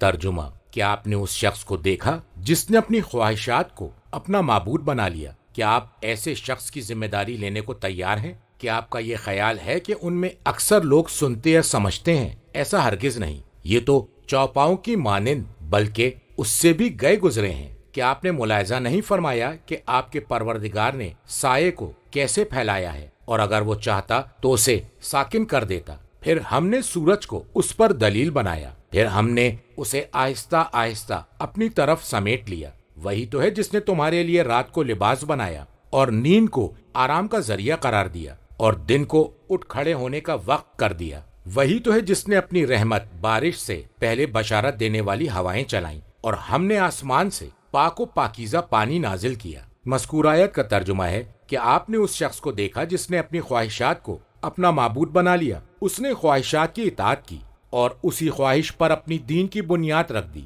نہ تو وہ کوئی دلیل سنتا ہے اور نہ ہی کسی ثبوت کو دیکھتا ہے۔ مذکور آیت کا ترجمہ ہے: اے نبی، کیا آپ ایسے شخص کی ذمہ داری لینے کو تیار ہیں؟ ایسی وکالت کرنے والا جو اسے شرک اور نافرمانیوں اور اس کیفیت سے روکے۔ اور پہلا استفہام آرایتا تقریر برقرار رکھنا اور تعجب کے لیے ہے، اور دوسرا استفہام انکار کے لیے ہے۔ مذکور آیت کا ترجمہ ہے: کیا آپ کا یہ خیال ہے کہ ان میں سے اکثر لوگ سنتے یا سمجھتے ہیں؟ اسی وجہ سے آپ ان کے لیے نشانیوں، معجزات اور دلائل کا اہتمام کرتے ہیں۔ آپ ان کا خاص خیال رکھتے ہیں اور ان کے ایمان کی طمع کرتے ہیں، اور یہ جملہ پہلے سے بھی زیادہ سخت مذمت ہے۔ ان سے مثال دیے جانے میں حق بجانب ہے، اور لفظ اکثر اس لیے لایا گیا کہ وہ لوگ بھی انہی میں سے تھے جو ایمان لائے اور جنہوں نے حق کو سمجھا، اور ریاست و حکومت کے خوف اور غرور و تکبر کی بنیاد پر انہوں نے مکابرہ بڑائی میں مقابلہ کرنا کیا۔ مذکور آیت کا ترجمہ ہے: ایسا ہرگز نہیں، یہ تو چوپایوں کی مانند ہے، اس لیے کہ آیات کی تنبیہ کے باوجود بھی یہ لوگ اس سے مستفید نہیں ہوتے، اور انہوں نے جو ثبوت اور معجزات دیکھے ہیں ان میں غور و فکر اور تدبر سے کام نہیں لیتے۔ مذکور آیت کا ترجمہ ہے: بلکہ اس سے بھی گئے گزرے ہیں، یعنی چوپایوں سے بھی بدتر ہیں۔ اس لیے چوپائے چرواہی کی پیروی کرتے ہیں، اور ان میں یہ تمیز ہوتی ہے کہ کون ان سے اچھا برتاؤ کر رہا ہے اور کس کا برتاؤ برا ہے، اور وہ چوپائے وہی چیز تلاش کرتے ہیں جن میں ان کا فائدہ ہو، اور ان چیزوں سے اجتناب کرتے ہیں جو نقصان پہنچاتی ہیں۔ اور ان لوگوں کی یہ کیفیت ہے کہ اپنے رب کی اطاعت نہیں کرتے اور رحمان کے احسان کو شیطان کی برائیوں کے مقابلے میں نہیں پہچانتے، اور حصول ثواب کی سعی نہیں کرتے جو عظیم منفعت رکھتا ہے، اور نہ ہی اس عذاب سے ڈرتے ہیں جس میں بے انتہا نقصانات ہیں۔ یہ چوپائے اگر حق کا اعتقاد نہیں رکھتے اور خیر کے حصول کی سعی نہیں کرتے تو وہ باطل کا اعتقاد بھی نہیں رکھ سکتے اور شر انگیزی بھی اختیار نہیں کرتے ان لوگوں کے برخلاف، اس لیے کہ چوپایوں کی جہالت کسی کو نقصان نہیں پہنچاتی، لیکن ان لوگوں کی جہالت فتنوں کو ہوا دینے کا کام کرتی ہے اور لوگوں کو حق سے روکتی ہے، اور چوپائے تحصیل کمال پر قدرت نہیں رکھتے، تو یہ نہ ان کی کوتاہی ہے اور نہ ہی قابل مذمت عمل ہے، لیکن یہ لوگ کوتاہیاں اور غلطیوں کا ارتکاب کرتے ہیں، اس لیے اپنی غلطیوں کی پاداش میں عذاب کے حقدار ہیں۔ تفسیر قمی میں ہے کہ یہ آیت قریش کے بارے میں نازل ہوئی، اور واقعہ یہ ہے کہ ان پر معاش کی تنگی ہوئی تو وہ لوگ مکے سے باہر چلے گئے اور جدا جدا ہو گئے، اور اگر کوئی شخص خوبصورت درخت کو دیکھتا یا خوبصورت پتھر کو دیکھتا تو اس کی طرف مائل ہوتا اور اس کی عبادت شروع کر دیتا، اور وہ ان چیزوں کے لیے اونٹ ذبح کرتے اور اسے خون میں لت پت کر دیتے اور اس کا نام سعد صخرہ رکھتے، اور جب ان کے اونٹ اور بھیڑ بکریوں کو کوئی بیماری ہوتی تو وہ پتھر کے پاس آتے اور اس بھیڑ اور اونٹ کو اس پتھر سے مس کرتے۔ عرب کا ایک شخص اپنا اونٹ لے کر آیا، وہ اسے پتھر سے مس کرنا چاہتا تھا اور اونٹ کو اس پر بٹھانا چاہتا تھا۔ اس کا اونٹ بھڑک گیا اور پتھر دو ٹکڑے ہو گئے، تو اس شخص نے کہا، میں سعد کے پاس آیا کہ میرا امر مجتمع ہو جائے۔ ہم نے سعد کو پراگندہ کر دیا، تو ہم سعد سے تعلق نہیں رکھتے، اور کوئی پتھر نہیں ہے مگر وہ پتھر جو سیاہ ہے، زمین سے نکلا ہے، نہ وہ کسی گمراہ کی ہدایت کرتا ہے اور نہ رہبری۔ اور عرب کا ایک رہنے والا وہاں سے گزرا تو اس نے دیکھا کہ لومڑی اس پتھر پر پیشاب کر رہی ہے، تو اس نے کہا، یہ ایسا رب ہے کہ لومڑیاں جس کے سر پر پیشاب کر رہی ہیں، لومڑیاں جن پر پیشاب کر دیں وہ تو ذلیل و خوار ہو گیا۔ مذکور آیت کا ترجمہ ہے، کیا آپ نے ملاحظہ نہیں فرمایا کہ آپ کے رب نے سائے کو کیسے پھیلایا ہے؟ تفسیر قمی میں امام باقر علیہ السلام سے اس آیت کے ذیل میں مروی ہے، فرمایا کہ طلوع فجر سے سورج طلوع ہونے کے درمیان کو ذل کہا جاتا ہے۔ کہا گیا ہے کہ وہ حالت نہایت خوشگوار ہوتی ہے، اس لیے کہ خالص ظلمت تاریکی طبیعتوں پر ناگوار گزرتی ہے اور نگاہوں کو مسدود کر دیتی ہے، اور سورج کی کرنیں ہوا کو حرارت بخشتی ہیں اور نگاہوں کو روشن بناتی ہیں، اس لیے ذل سے جنت کی توصیف کی گئی ہے۔ مذکورہ آیت کا ترجمہ ہے، اور اگر اللہ چاہتا تو اسے ساکن کر دیتا۔ مذکورہ آیت کے لفظ کا مفہوم ہے ثابتاً اسے ایک جگہ کے لیے مخصوص کر دیتا۔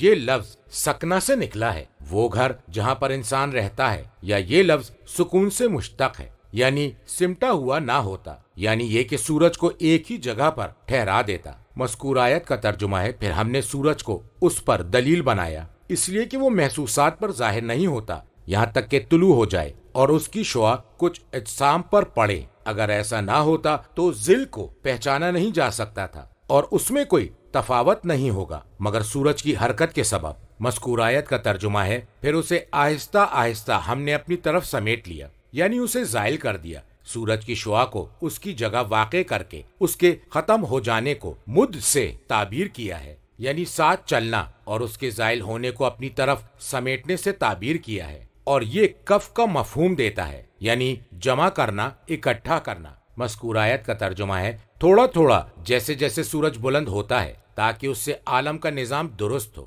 اور اس سے مخلوقات کو ایسی منفعت حاصل ہو جس کا شمار ممکن نہیں۔ مذکور آیت کا ترجمہ ہے، اور وہی تو ہے جس نے تمہارے لیے رات کو لباس بنایا، تاریکی کو لباس سے تشبیہ دی ہے، اس لیے کہ تاریکی ہر شے کو چھپا دیتی ہے۔ مذکور آیت کا ترجمہ ہے، اور نیند کو آرام کا ذریعہ قرار دیا۔ جسموں کے لیے سامان راحت نیند کام کاج کو منقطع کر دیتی ہے، اور سباتا کی اصل سبت ہے، یعنی منقطع کر دینا۔ مذکور آیت کا ترجمہ ہے، اور دن کو اٹھ کھڑے ہونے کا وقت۔ مذکور آیت کے لفظ سے مراد یعنی جانے کا وقت جس میں لوگ معاش کے لیے اٹھ کھڑے ہوتے ہیں اور مختلف مقامات پر منتشر ہو جاتے ہیں۔ اس میں اشارہ ہے نیند اور بیداری کی طرف، جو نمونہ ہے موت و حیات کا، حدیث نبوی میں آیا ہے۔ مذکور آیت کا ترجمہ ہے، جس طرح تم سوتے ہو تم مر جاتے ہو، اور جب تم بیدار ہوتے ہو تو دوبارہ زندہ کر کے اٹھائے جاتے ہو۔ مذکور آیت کا ترجمہ ہے، اور وہی تو ہے جس نے اپنی رحمت بارش سے پہلے بشارت دینے والی ہوائیں چلائیں، یعنی یہ کہ ہوائیں بارش کے آنے کی خوشخبری سناتی ہیں، اور بارش کو رحمت سے تعبیر کیا ہے۔ مذکور آیت کا ترجمہ ہے، اور ہم نے آسمان سے پاک و پاکیزہ پانی نازل کیا۔ مذکور آیت کے لفظ سے مراد پاک کرنے والا یا پاکیزگی میں سب سے بڑھ کر پانی کو طہور اس لیے کہا گیا کہ اس میں نعمت ہے اور بعد میں ہونے والے احسان کی تکمیل ہے، اس لیے کہ پاک پانی جس سے مل جائے اس کے لیے خوشگوار اور منفعت بخش ہوتا ہے، اور اس کی پاکیزگی کسی حال میں زائل نہیں ہوتی۔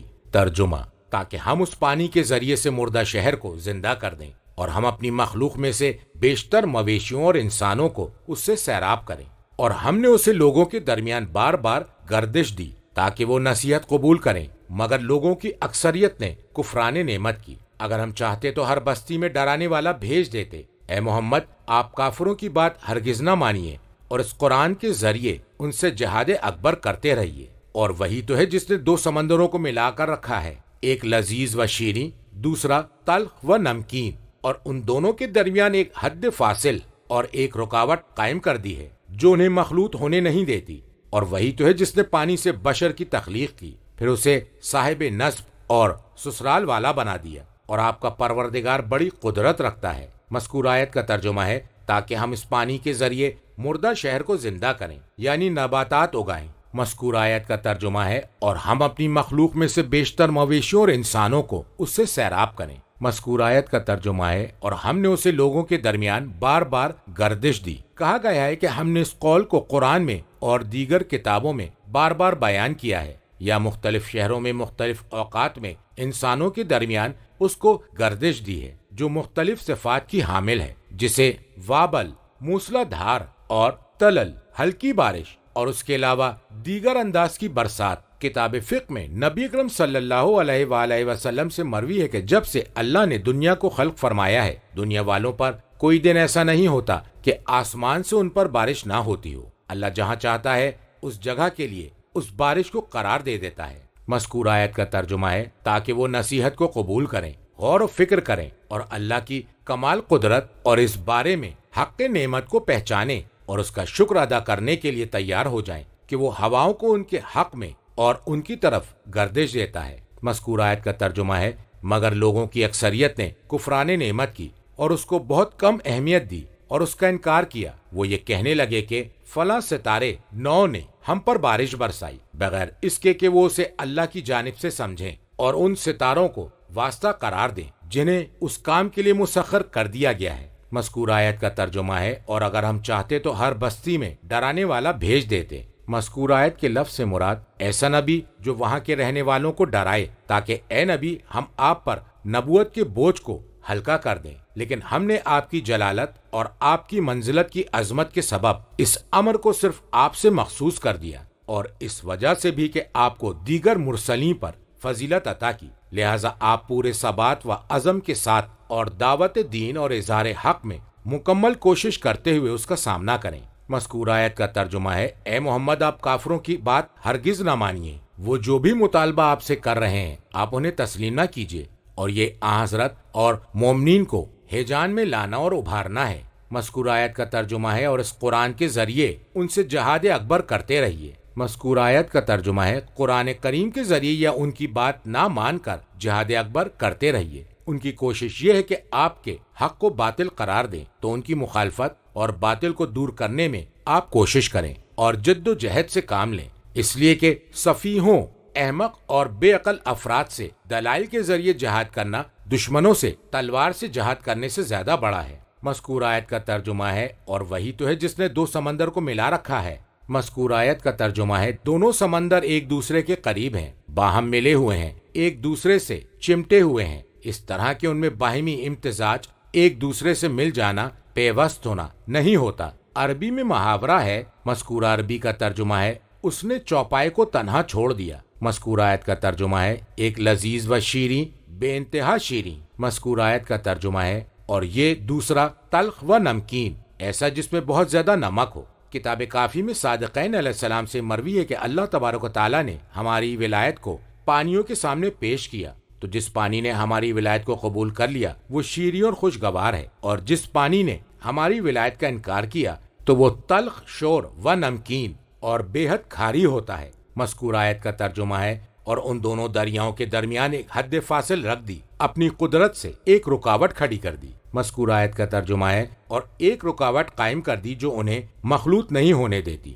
کہا گیا ہے کہ اس کا مفہوم ہے کہ دونوں دریاؤں میں بے انتہا تنافر رکھ دیا ہے، یعنی ایک دوسرے سے بھاگنا یا ان کی محدود حد متعین کی گئی ہے، اور اس کی تفصیل یہ ہے کہ دریائے دجلہ جب سمندر میں گرتا ہے تو اسے درمیان سے چیرتا ہوا گزرتا ہے، اس کے درمیان فرسخوں ہوتا چلا جاتا ہے اور اس کے مزے میں کوئی تبدیلی نہیں آتی۔ تفسیر قمی میں ہے کہ حرام قرار دیا ہے اور حرام کر دیا گیا ہے کہ ایک پانی دوسرے پانی کے مزے کو تبدیل کر دے۔ مذکور آیت کا ترجمہ ہے اور وہی تو ہے جس نے پانی سے بشر کی تخلیق کی۔ کہا گیا ہے یعنی جس نے اس پانی سے آدم کی مٹی کو خمیر کیا، پھر اسے بشر کے مادے میں ایک جزو بنا دیا تاکہ وہ مجتمع ہو اور بہنے لگے اور آسانی سے مختلف صورتوں کو قبول کر لے، یا اس سے مراد نطفہ ہے۔ مذکور آیت کا ترجمہ ہے پھر اسے صاحب نسب اور سسرال والا بنا دیا، پھر اس انسانی بشر کو دو حصوں میں تقسیم کیا، صاحبان نسب یعنی بیٹے جن کی طرف نسبت دی جائے،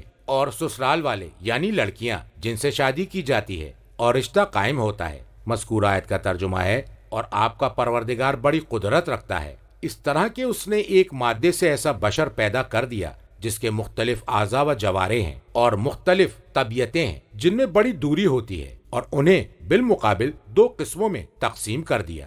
کتاب کافی میں امام باقر علیہ السلام سے اور تفسیر قمی میں امام صادق علیہ السلام سے مروی ہے، فرمایا کہ اللہ تبارک و تعالیٰ نے آدم علیہ السلام کو شیریں پانی سے پیدا فرمایا اور ان کی زوجہ کو اسی اصل سے بنایا، اور جو نچلی پسلیاں تھیں انہی کی بچی ہوئی مٹی سے حوا کو خلق فرمایا، لہٰذا اسی پسلی کی وجہ سے ان کے درمیان سبب اور نسب کا رشتہ قائم ہو گیا۔ پھر آدم علیہ السلام نے حوا سے شادی کر لی تو اس طرح ان کے درمیان مہر قائم ہو گیا۔ اسی لیے اللہ تعالیٰ کا قول ہے، مذکور آیت کا ترجمہ ہے، نسب وہ ہے جو مردوں کی طرف سے ہوتا ہے اور سحر وہ ہے جو عورتوں کی جانب سے ہوتا ہے۔ تفسیر مجموع البیان میں ابن سیرین سے روایت ہے کہ یہ آیت حضور سرور کائنات محمد مصطفیٰ صلی اللہ علیہ وآلہ وسلم اور حضرت علی ابن ابی طالب علیہ السلام کے بارے میں نازل ہوئی۔ نبی اکرم نے حضرت فاطمہ صلوات اللہ علیہا کی شادی حضرت علی علیہ السلام سے کر دی، جو نبی اکرم کے فرزند ام ہیں اور ان کی بیٹی کے شوہر ہیں، تو اس طرح نسب اور سحر دونوں ہو گیا۔ کتاب معانی میں امام باقر علیہ السلام سے مروی ہے، وہ امیر المومنین علیہ السلام سے روایت کرتے ہیں، فرمایا کہ میں قرآن میں کچھ اسماء کے ساتھ مخصوص ہوں، تم اس پر غالب آنے سے ڈرو ورنہ گمراہ ہو جاؤ گے، میں سحر ہوں۔ اللہ تعالیٰ فرماتا ہے، مذکور آیت کا ترجمہ ہے، کتاب مالی میں اپنی سند سے انس بن مالک سے مروی ہے، وہ نبی اکرم صلی اللہ علیہ وآلہ وسلم سے روایت کرتے ہیں کہ میں نے آن حضرت سے کہا، یا رسول اللہ، کیا علی علیہ السلام آپ کے بھائی ہیں؟ فرمایا ہاں، علی میرے بھائی ہیں۔ تو میں نے عرض کی، یا رسول اللہ، آپ وضاحت کیجئے کہ علی کس طرح آپ کے بھائی ہیں؟ فرمایا کہ اللہ تعالیٰ نے عرش کے نیچے آدم علیہ السلام کی تخلیق سے 3000 سال قبل پانی کو پیدا کیا اور اسے سبز موتی میں رکھ دیا جو اس کے پوشیدہ علم میں تھا، یہاں تک کہ آدم علیہ السلام کو خلق کیا۔ جب آدم علیہ السلام پیدا ہوئے تو اس پانی کو موتی سے منتقل کر کے اسے صلب آدم میں رکھ دیا، یہاں تک کہ اللہ تعالیٰ نے ان کی روح قبض کر لی۔ پھر وہ پانی صلب شیش میں آیا، پھر مسلسل یہ پانی ایک پشت سے دوسری پشت میں منتقل ہوتا رہا، یہاں تک کہ صلب عبد المطلب تک پہنچا۔ پھر اللہ تعالیٰ نے اسے 2 حصوں میں تقسیم کر دیا اور آدھا صلب عبداللہ بن عبد المطلب میں رکھا اور دوسرا آدھا ابو طالب میں رکھا، لہٰذا نصف ماہ پانی سے میں پیدا ہوا اور نصف ماہ پانی سے علی وجود میں آئے، لہٰذا علی میرے بھائی ہیں، دنیا میں بھی اور آخرت میں بھی۔ پھر رسول اکرم صلی اللہ علیہ وآلہ وسلم نے اس مذکورہ آیت کی تلاوت فرمائی۔ کتاب روضۃ الواعظین میں ہے، رسول اکرم صلی اللہ علیہ وآلہ وسلم نے فرمایا کہ خداوند عالم نے سفید پوشیدہ نطفہ خلق فرمایا اور اسے ایک صلب سے دوسرے صلب تک منتقل کرتا رہا، یہاں تک کہ وہ نطفہ صلب عبد المطلب میں منتقل ہوا، تو اس ایک نطفے کو 2 حصوں میں بانٹ دیا اور ایک نصف کو عبداللہ میں رکھا اور دوسرے نصف کو ابو طالب میں۔ عبداللہ سے میں ہوں اور علی ابو طالب سے، اور اللہ تعالیٰ کے قول هو الذی خلق سے یہی مراد ہے۔ ترجمہ، اور وہ اللہ کو چھوڑ کر اس کی پرستش کر رہے ہیں جو نہ انہیں فائدہ پہنچا سکتا ہے اور نہ نقصان، اور یہ کافر اپنے رب کے مقابلے میں ہر ایک کا پشت پناہ بنا ہوا ہے۔ اور اے محمد، ہم نے تو آپ کو خوشخبری سنانے والا اور ڈرانے والا بنا کر بھیجا ہے، آپ فرما دیجئے کہ میں تم لوگوں سے اس کام کی کوئی اجرت طلب نہیں کرتا، بس جس کا جی چاہے وہ اپنے رب کا راستہ اپنا لے۔ اے محمد، توکل کیجئے اس زندہ پر جسے موت نہیں آتی، آپ اس کی حمد کے ساتھ اس کی تسبیح کیجئے، اور وہ اللہ اپنے بندوں کے گناہوں سے باخبر ہونے کے لیے کافی ہے۔ اللہ وہ ہے جس نے آسمانوں اور زمین اور ان کے مابین تمام اشیاء کو 6 دنوں میں خلق فرمایا، پھر وہ عرش کی طرف متوجہ ہوا، وہی رحمان ہے، اس کی شان کسی باخبر سے دریافت کر لو۔ مذکور آیت کا ترجمہ ہے، اور وہ اللہ کو چھوڑ کر اس کی پرستش کر رہے ہیں جو انہیں فائدہ پہنچا سکتا ہے اور نہ نقصان۔ مذکور آیت کا ترجمہ ہے، اور یہ کافر اپنے رب کے مقابلے میں ہر ایک کا پشت پناہ بنا ہوا ہے۔ ظہیر کے معنی ہے کہ شیطان عداوت اور شرک میں پشت پناہی کرتا ہے۔ رب اس خالق کو کہتے ہیں جس کی توصیف بیان نہیں کی جا سکتی۔ تفسیر قمی میں ہے کہ کبھی انسان کو بھی رب کہا گیا، جیسے اللہ تعالیٰ کا مذکورہ قول ہے۔ مذکور آیت کا ترجمہ ہے، تم اپنے مالک کے پاس میرا ذکر کرنا، اور جو کسی چیز کا مالک ہو اسے اس کا رب کہا جاتا ہے۔ مذکور آیت کا ترجمہ ہے، اور اے محمد، ہم نے آپ کو خوشخبری سنانے والا اور ڈرانے والا بنا کر بھیجا ہے۔ مذکور آیت کے لفظ سے مراد مومنین کو خوشخبری سنانے والا، مذکور آیت کے لفظ سے مراد اور کافرین کو ڈرانے والا۔ مذکور آیت کا ترجمہ ہے، اے محمد، آپ فرما دیجئے کہ میں تم لوگوں سے اس کام کی کوئی اجرت طلب نہیں کرتا۔ مذکور آیت کے لفظ سے مراد اس تبلیغ رسالت پر جس کی طرف مبشر اور نذیر ہی رہنمائی کرتا ہے۔ مذکور آیت کا ترجمہ ہے، بس جس کا جی چاہے وہ اپنے رب کا راستہ اپنا لے، یعنی ایسا کام انجام دے جو اسے اللہ کی قربت عطا کر دے، اور اللہ کی قربت و نزدیکی ایمان اور اطاعت سے حاصل کی جا سکتی ہے، لہٰذا اس کی تصویر کشی اجر کی صورت میں کی گئی ہے، گویا کہ یہی اس کے عمل کا مقصد ہے، اور استثناء منقطع ہے طمع کے شبہ کی وجہ سے اور انتہائی شفقت کے اظہار کے لیے۔ مذکورہ آیت کا ترجمہ ہے، اور اے محمد آپ اس زندہ پر توکل کیجئے جس سے موت نہیں آتی، ان لوگوں کی شرانگیزیوں سے محفوظ رہنے کے لیے اور ان کے اجور اجرتیں سے مستغنی ہونے کے لیے، اس لیے کہ اللہ کے لیے ہی سزاوار ہے کہ اس پر توکل کیا جائے، نہ کہ وہ زندہ افراد جو موت کی آغوش میں چلے جائیں گے، اس لیے کہ جب وہ مر جائیں گے جس نے بھی ان پر توکل کیا ہوگا وہ ضائع ہو جائے گا۔ مذکورہ آیت کا ترجمہ ہے، اور آپ اس کی حمد کے ساتھ اس کی تسبیح کیجیے اور اللہ کو ایسی صفات سے منزہ قرار دیجیے جو مبنی بر نقائص ہوں، اور اوصاف کمال کے ساتھ اس کی تعریف و توصیف بیان کیجیے اور اس کی بھرپور نعمتوں پر شکر ادا کر کے مزید نعمتوں کے طلبگار بنیے۔ مذکورہ آیت کا ترجمہ ہے، اور وہ اللہ اپنے بندوں کے گناہوں سے باخبر ہونے کے لیے کافی ہے، خواہ وہ گناہ ظاہر ہوں یا باطن ہوں، آپ کے ذمے نہیں ہے، خواہ وہ ایمان لائے یا انہوں نے کفر اختیار کیا۔ مذکور آیت کا ترجمہ ہے، اللہ وہ ہے جس نے آسمانوں اور زمین اور ان کے مابین تمام اشیاء کو 6 دنوں میں خلق فرمایا۔ اس بارے میں سورہ اعراف کی آیت 54 کے ذیل میں ہم پہلے گفتگو کر چکے ہیں، اور غالباً اس کا ذکر زیادہ وضاحت کے لیے ہے، اس لیے کہ یہی مناسب ہے کہ اللہ پر توکل کیا جائے، کیونکہ وہ ہر چیز کا خالق ہے اور اس میں تصرف کا اختیار رکھتا ہے، اور ثابت قدم رہنے پر آمادہ کیا گیا ہے، اور اس بات کو واضح کیا گیا ہے کہ وہ امور کو نہایت بردباری کے ساتھ آہستہ آہستہ انجام دیتا ہے۔ اس نے اپنی کمال قدرت اور فوراً حکم کو نافذ کرنے کی صلاحیت کے باوجود چیزوں کو ٹھہر ٹھہر کر بتدریج خلق فرمایا ہے، اور یہ مفہوم ائمہ علیہ السلام کے کلام میں اس سے پہلے بیان کیا جا چکا ہے۔ مذکورہ آیت کا ترجمہ ہے، پھر وہ عرش کی طرف متوجہ ہوا، وہی رحمان ہے۔ لفظ الرحمن الذی کی خبر ہے، اگر تم اسے مبتدا قرار دو، اور کسی محذوف کی خبر ہے اگر تم اسے حی کی صفت ٹھہراؤ۔ مذکورہ آیت کا ترجمہ ہے، اس کی شان کسی باخبر سے دریافت کر لو۔ مذکورہ آیت کا ترجمہ ہے، یا یہ کہ وہ رحمان ہے، یہ سوال کسی باخبر سے دریافت کر لو۔ تفسیر مجموع البیان میں ہے کہ یہودیوں نے تخلیق اشیاء کی ابتدا کے بارے میں وہ باتیں بیان کی جو اللہ کی بیان کردہ باتوں کے خلاف تھی، لہذا اللہ تعالیٰ نے فرمایا مسئل بہ خبیرن، جس طرح سوال کرنے والے کے لیے لفظ ان سے متعدی بنایا جاتا ہے کیونکہ اس میں تفتیش کے معنی شامل ہوتے ہیں، اسی طرح لفظ بے سے بھی تادیہ کیا جاتا ہے کیونکہ اس میں توجہ کا مفہوم پایا جاتا ہے، اور یہ بھی جائز ہے کہ یہ خبیر کا صلہ ہو، اور خبیر اللہ سبحانہ و تعالیٰ ہے یا جبرائیل علیہ السلام ہے یا وہ شخص جو اسے سابقہ کتابوں میں پائے جو اس بات کی تصدیق کر دے جیسا کہ کہا گیا ہے۔ میں فیض کاشانی کہتا ہوں یہ بھی احتمال ہے کہ اس سے وہ پیغمبر مراد ہوں جو پہلے آ چکے ہیں، تو یہ سوال عالم ارواح میں کیا جائے جیسے اللہ تعالیٰ کا مذکورہ قول ہے۔ مذکورہ آیت کا ترجمہ ہے، اور ہم نے جو آپ سے پہلے رسول بھیجے ہیں ان سے پوچھئے کہ ہم نے رحمان کے سوا کوئی اور معبود مقرر کیے تھے کہ ان کی عبادت کی جائے، اور کہا گیا ہے کہ ضمیر رحمان کی طرف راجع ہو رہی ہے کہ اگر وہ اللہ کے لیے اس کے اطلاق کا انکار کریں تو اہل کتاب میں سے جو تمہیں اس بارے میں بتلا سکے اس سے دریافت کر لو، تاکہ تم یہ جان لو کہ ان کی کتابوں میں رسولوں کی آمد کا مقصد کیا تھا۔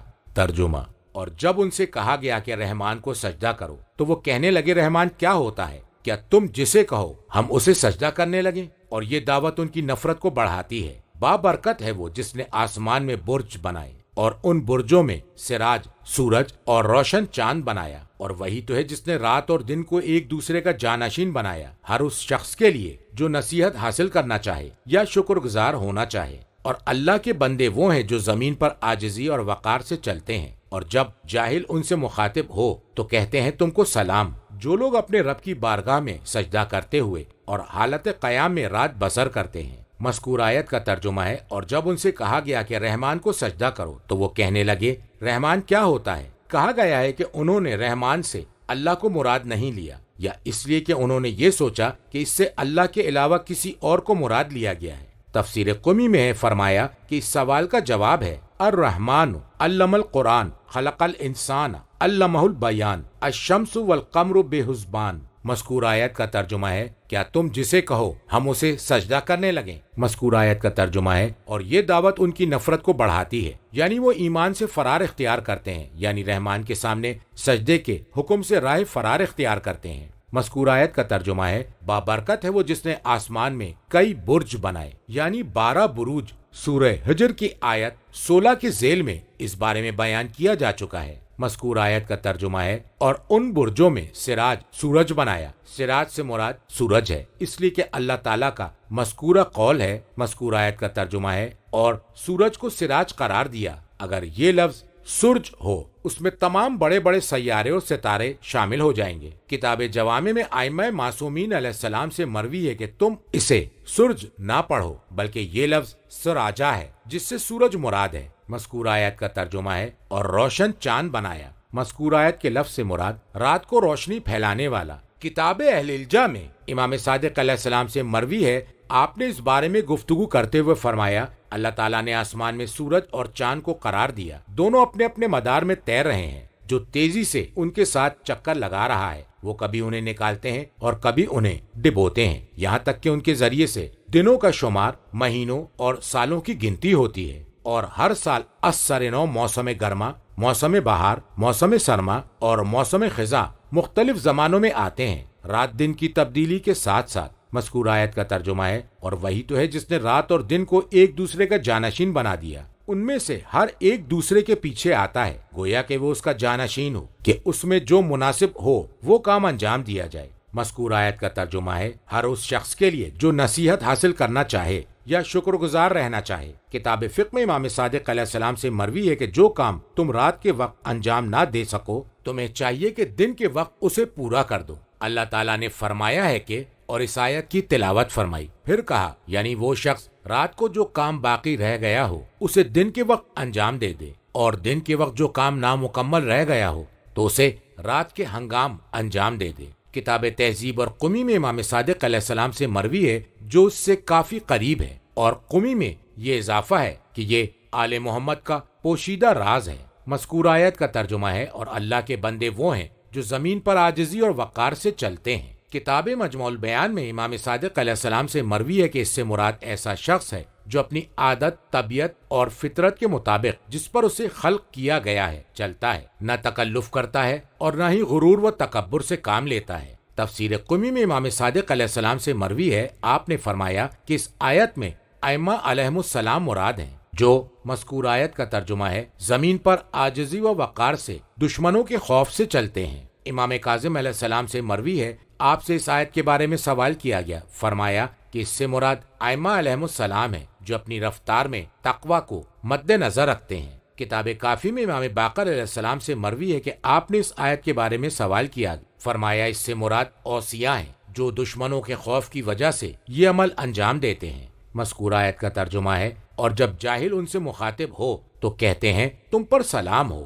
اور تم سے ہماری کوئی جنگ نہیں، ہمارے درمیان خیر و شر کا کوئی تعلق نہیں ہے۔ مذکور آیت کا ترجمہ ہے اور جو لوگ اپنے رب کی بارگاہ میں سجدہ کرتے ہوئے اور حالت قیام میں رات بسر کرتے ہیں۔ مذکور آیت کے الفاظ سے مراد اور نماز میں قیام کرتے ہیں، اور بیتوتہ رات بسر کرنا سے مخصوص کرنے کا سبب یہ ہے کہ عبادت رات کے وقت زیادہ اچھی اور قوی ہوتی ہے اور ریاکاری سے دور ہوتی ہے۔ ترجمہ، اور جو یہ کہتے ہیں اے ہمارے پروردگار تو ہم سے جہنم کے عذاب کو پھیر دے، یقیناً عذاب جہنم دائمی مصیبت ہے، بلا شبہ جہنم بدترین جائے قرار اور ٹھکانہ ہے۔ اور وہ لوگ جب خرچ کرتے ہیں تو نہ اسراف فضول خرچی کرتے ہیں اور نہ ہی کنجوسی، بلکہ ان کے درمیان اعتدال رکھتے ہیں، اور وہ لوگ اللہ کے ساتھ کسی اور کو معبود نہیں پکارتے، اور جس نفس کو اللہ نے محترم قرار دیا ہے اسے ناحق قتل نہیں کرتے، اور وہ زنا بھی نہیں کرتے، اور جو ایسا کرے گا وہ گناہ کی سزا پائے گا، اس لیے کہ قیامت کے دن عذاب کو دگنا کر دیا جائے گا اور وہ اس میں ہمیشہ کے لیے ذلت کے ساتھ پڑا رہے گا، سوائے اس کے جس نے توبہ کی، ایمان لایا اور عمل صالح بجا لایا، تو اللہ ایسے ہی افراد کی برائیوں کو اچھائیوں میں تبدیل کر دے گا، اور اللہ بڑی مغفرت کرنے والا نہایت مشفق ہے۔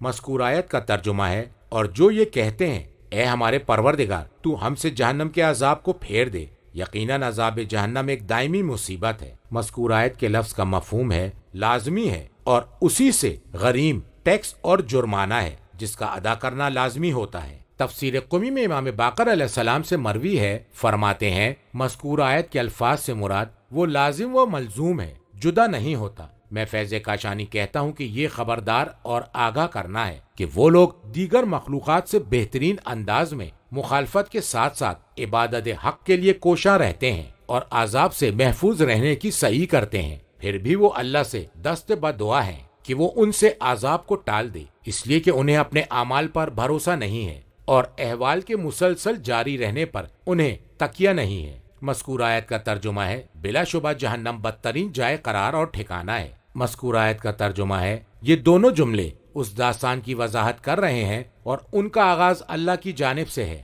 مذکور آیت کا ترجمہ ہے اور وہ لوگ جب خرچ کرتے ہیں تو نہ اسراف فضول خرچی کرتے ہیں اور نہ ہی کنجوسی۔ مذکور آیت کا ترجمہ ہے بلکہ ان کے درمیان اعتدال رکھتے ہیں۔ تفسیر قمی میں ہے کہ اسراف کا مفہوم ہے معصیت کے کام میں ناحق خرچ کرنا۔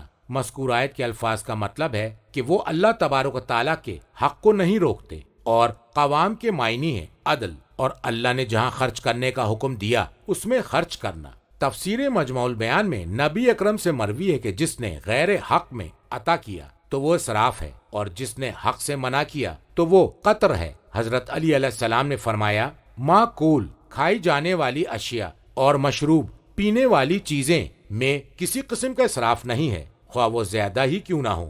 کتاب کافی میں امام صادق علیہ السلام سے مروی ہے کہ اسراف ان چیزوں میں ہے جو مال کو فاسد کر دیں اور بدن کو ضرر پہنچائیں۔ آپ سے دریافت کیا گیا کہ اقتار کیا ہے تو فرمایا کہ روٹی اور نمک کھانا، جبکہ تم اس کے علاوہ کسی اور چیز پر قدرت رکھتے تھے۔ پوچھا گیا قز کیا ہے؟ فرمایا روٹی، گوشت، دودھ، سرکہ اور گھی، ایک مرتبہ یہ اور ایک بار یہ۔ امام صادق علیہ السلام سے مروی ہے کہ آپ نے اس آیت کی تلاوت فرمائی اور آپ نے مٹھی میں کنکریاں اٹھائیں اور انہیں اپنے ہاتھ میں بند کر لیا اور فرمایا یہی وہ اقتار ہے اللہ تعالیٰ نے اپنی کتاب میں جس کا ذکر کیا ہے۔ پھر آپ نے مٹھی بھر کنکریاں اٹھائیں اور پورا ہاتھ کھول دیا اور فرمایا یہ اسراف ہے۔ پھر آپ نے ایک مرتبہ اور کنکریوں کو اٹھایا، ان میں کچھ کو چھوڑ دیا، کچھ کو روک لیا اور فرمایا یہ قوام ہے۔ مذکور آیت کا ترجمہ ہے اور وہ لوگ اللہ کے ساتھ کسی اور کو معبود نہیں پکارتے۔ مذکور آیت کا ترجمہ ہے اور جس نفس کو اللہ نے محترم قرار دیا ہے اسے ناحق قتل نہیں کرتے۔ مذکور آیت کے لفظ سے مراد جن کے قتل کو حرام قرار دیا ہے۔ مذکور آیت کا ترجمہ ہے اور نہ ہی زنا کرتے ہیں۔ مذکور آیت کا ترجمہ ہے اور جو بھی ایسا کرے گا وہ اپنے گناہ کی سزا پائے گا۔ مذکور آیت کا ترجمہ ہے اس کے لیے قیامت کے دن عذاب کو دگنا کر دیا جائے گا۔ مذکور آیت کا ترجمہ ہے اور وہ اس میں ہمیشہ کے لیے ذلت کے ساتھ رہے گا۔ تفسیر قمی میں ہے کہ آسام جہنم کی وادیوں میں سے ایک وادی ہے پگھلے ہوئے تانبے کی، جس کے آگے جہنم میں ایک جگہ ہے جس میں وہ لوگ ہوں گے جنہوں نے غیر اللہ کی عبادت کی ہوگی اور جس نے اس نفس کو قتل کیا ہوگا جس کا قتل کرنا حرام ہے، اور اسی وادی میں زانی لوگ ہوں گے اور اس میں ان لوگوں پر عذاب کو دگنا کر دیا جائے گا۔ مذکور آیت کا ترجمہ ہے سوائے اس کے جس نے توبہ کی، ایمان لایا اور عمل صالح بچا لایا۔ مذکور آیت کا ترجمہ ہے اللہ ایسے ہی افراد کی برائیوں کو اچھائیوں میں تبدیل کر دے گا۔ مذکور آیت کا ترجمہ ہے اور اللہ بڑی مغفرت کرنے والا اور نہایت مشفق ہے۔ کتاب اعمالی میں امام باقر علیہ السلام سے روایت ہے کہ آپ سے اللہ تعالیٰ کے مذکورہ قول کے بارے میں دریافت کیا گیا تو آپ نے فرمایا کہ قیامت کے دن گناہگار مومن کو لایا جائے گا اور حساب کے موقف جگہ پر اسے کھڑا کر دیا جائے گا، اور اس وقت اللہ تعالیٰ ہی اس کا حساب لے رہا ہوگا اور وہ اس کے حساب سے کسی بھی فرد کو مطلع نہیں کرے گا۔ اللہ تعالیٰ اس کے گناہ سے اسے متعارف کرائے گا، یہاں تک کہ جب وہ اپنے گناہوں کا اقرار اور اعتراف کر لے گا تو اللہ تبارک و تعالیٰ کرامن کاتبین سے کہے گا کہ تم اس کی برائیوں کو اچھائیوں میں تبدیل کر دو اور اسے لوگوں پر آشکار کر دو۔ تو اس وقت لوگ کہتے نظر آئیں گے دیکھو تو اس بندے کا ایک گناہ بھی نہ تھا، پھر خداوند عالم اسے جنت کی طرف لے جانے کا حکم مرحمت فرمائے گا۔ یہ اس آیت کی تعویل ہے، اور یہ آیت خاص طور پر ہمارے ان شیعوں کے بارے میں نازل ہوئی ہے جو خطا کار ہیں۔ امام رضا علیہ السلام اپنے آباء و اجداد سے روایت کرتے ہیں، انہوں نے کہا کہ رسول اللہ صلی اللہ علیہ وآلہ وسلم نے فرمایا ہم اہل بیت کی محبت گناہوں کا کفارہ بن جاتی ہے اور نیکیوں کو دگنا کر دیتی ہے، اور بے شک اللہ تعالی ہم اہل بیت سے محبت کرنے والوں کے ذمے جو بندوں کے حقوق مظالم عباد ہیں اللہ خود ان کی ضمانت لے گا، سوائے ان کے جن پر یہ اصرار کر رہے ہوں، اور جو مومنین پر ظلم کرنے کے لیے ہوں تو سیئات برائیوں سے کہا جائے گا تم حسنات نیکیاں اچھائیاں بن جاؤ، کتاب یون میں امام رضا علیہ السلام سے مروی ہے، فرمایا کہ رسول اکرم نے فرمایا کہ جب قیامت کا دن ہوگا تو اللہ تبارک و تعالیٰ اپنے بندہ مومن کو جلوہ دکھائے گا اور اس کے ایک ایک گناہ سے اسے واقف کرائے گا، پھر اس کی مغفرت فرما دے گا، اور اللہ اس بات پر کسی مقرب فرشتے کو بھی مطلع نہیں کرے گا اور نہ ہی کسی نبی مرسل کو، اور پھر جس گناہ سے کسی کی واقفیت کو ناپسند کرتا ہو تو وہ اس پر پردہ ڈال دے گا اور اس کی سیئات برائیوں کو حکم دے گا کہ حسنات اچھائیوں نیکیوں میں تبدیل ہو جائیں۔ تفسیر قمی میں امام رضا علیہ السلام سے مروی ہے، فرمایا کہ جب قیامت کا دن ہوگا تو اللہ مومن کو اپنے سامنے کھڑا کرے گا اور اس کے عمل کو اس کے سامنے پیش کرے گا۔ وہ مومن اپنے صحیفہ اعمال پر نظر کرے گا تو جو ہی اس کی نظر اپنی برائیوں پر پڑے گی اس کی رنگت بدل جائے گی اور اس کے جسم میں کپ کپی طاری ہو جائے گی، پھر اس کے سامنے اس کی نیکیاں پیش کی جائیں گی تو انہیں دیکھ کر وہ مسرور و شاداں ہو جائے گا۔ تو اس وقت اللہ تعالیٰ حکم صادر فرمائے گا کہ اس کی برائیوں کو اچھائیوں میں تبدیل کر کے لوگوں کو دکھلاؤ، تو اللہ کے حکم سے ان کے لیے تبدیل کر دیا جائے گا۔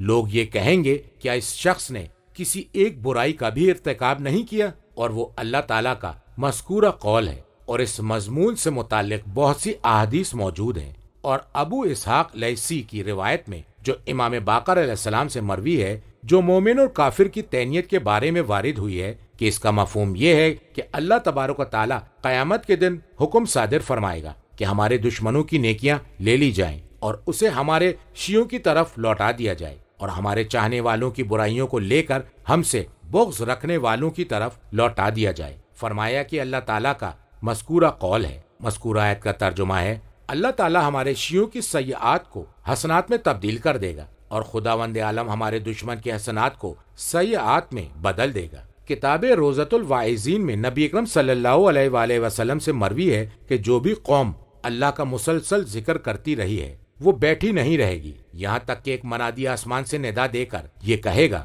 اٹھ جاؤ، اللہ نے تمہاری برائیوں کو نیکی میں تبدیل کر دیا ہے۔ ترجمہ: اور جس نے توبہ کی اور عمل صالح بجا لایا تو ایسا شخص اللہ کی طرف پلٹ آتا ہے جیسا کہ پلٹنے کا حق ہے، اور رحمان کے بندے وہ ہیں جو جھوٹی گواہی نہیں دیتے، اور جب کسی لغو چیز سے ان کا گزر ہوتا ہے تو وہ نہایت شریفانہ انداز میں گزرتے ہیں، اور انہیں جب ان کے پروردگار کی آیتیں یاد دلائی جاتی ہیں تو اس پر بہرے اور اندھے ہو کر نہیں گر پڑتے، اور وہ یہ کہتے ہیں پروردگارا تو ہمیں عطا کر دے ہماری ازواج اور اولاد میں سے آنکھوں کی ٹھنڈک، اور تو ہمیں متقین کا امام بنا دے۔ اور یہ وہ لوگ ہیں جنہیں ان کے صبر و تحمل کے صلے میں جنت کے بالا خانے عطا کیے جائیں گے، اور وہاں پر ان کا استقبال تعظیم اور سلام کے ساتھ ہوگا۔ وہ اس جنت میں ہمیشہ کے لیے رہیں گے، ان کا ٹھکانہ عمدہ اور منزل بہترین ہوگی۔ اے محمد فرما دیجئے میرے رب کو تمہاری کیا ضرورت پڑی ہے؟ اگر تم اسے آواز نہ دو جب تم نے جھٹلا دیا ہے تو عنقریب ایسی سزا پاؤ گے جس سے جان نہ چھڑا پاؤ گے۔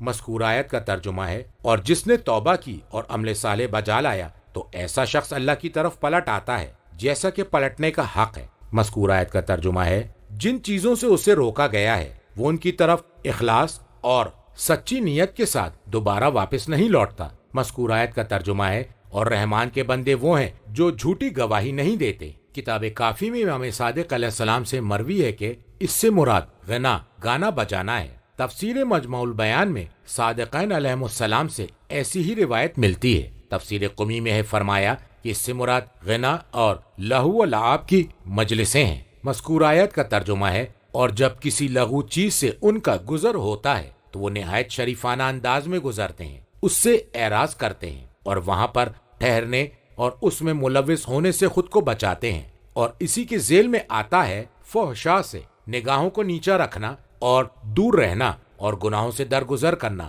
جس چیز کی وضاحت باعث تحقیر و تذلیل ہو اس سے کنارہ کشی کرتے ہیں۔ تفسیر مجمع البیان میں امام باقر علیہ السلام سے مروی ہے کہ یہ وہ لوگ ہیں جب وہ شرمگاہ کے ذکر کا ارادہ کرتے ہیں تو اسے بھی کنایتاً بیان کرتے ہیں۔ کتاب کافی میں امام صادق علیہ السلام سے مروی ہے کہ آپ نے اپنے کسی صحابی سے کہا کہ تم کہاں پر اترے ہو؟ انہوں نے کہا کہ میں فلاں شخص کے ہاں آیا ہوں جو گانے والیوں کا مالک ہے۔ تو امام علیہ السلام نے فرمایا کہ تم شرافت کے ساتھ رہو۔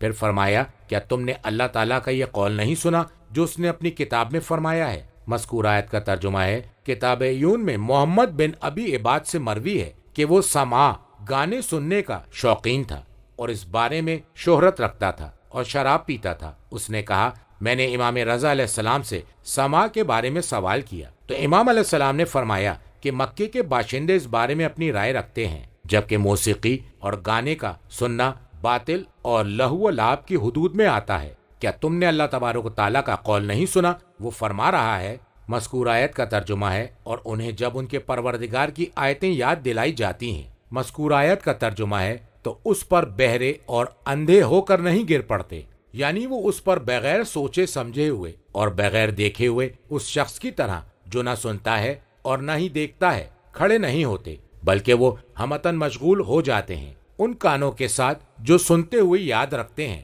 اور ایسی آنکھوں سے دیکھتے ہیں جو چیزوں کی رعایت کو ملحوظ رکھتی ہیں۔ کتاب کافی میں ہے کہ وہ دیکھنے والے ہیں، شک کرنے والے نہیں ہیں۔ مذکور آیت کا ترجمہ ہے، اور وہ لوگ یہ کہتے ہیں پروردگار تو ہمیں عطا فرما ہماری ازواج اور اولاد میں سے آنکھوں کی ٹھنڈک، انہیں اطاعت کی توفیق عطا کر اور فضائل کا احصاء کر کے، یعنی اکٹھا کر کے، اس لیے کہ جب کسی شخص کے اہل و عیال اللہ کی عبادت میں اس کے ساتھ شریک رہتے ہیں تو اس سے اس کا دل خوش ہو جاتا ہے اور ان کے وجود سے اس کی آنکھیں ٹھنڈی ہوتی ہیں۔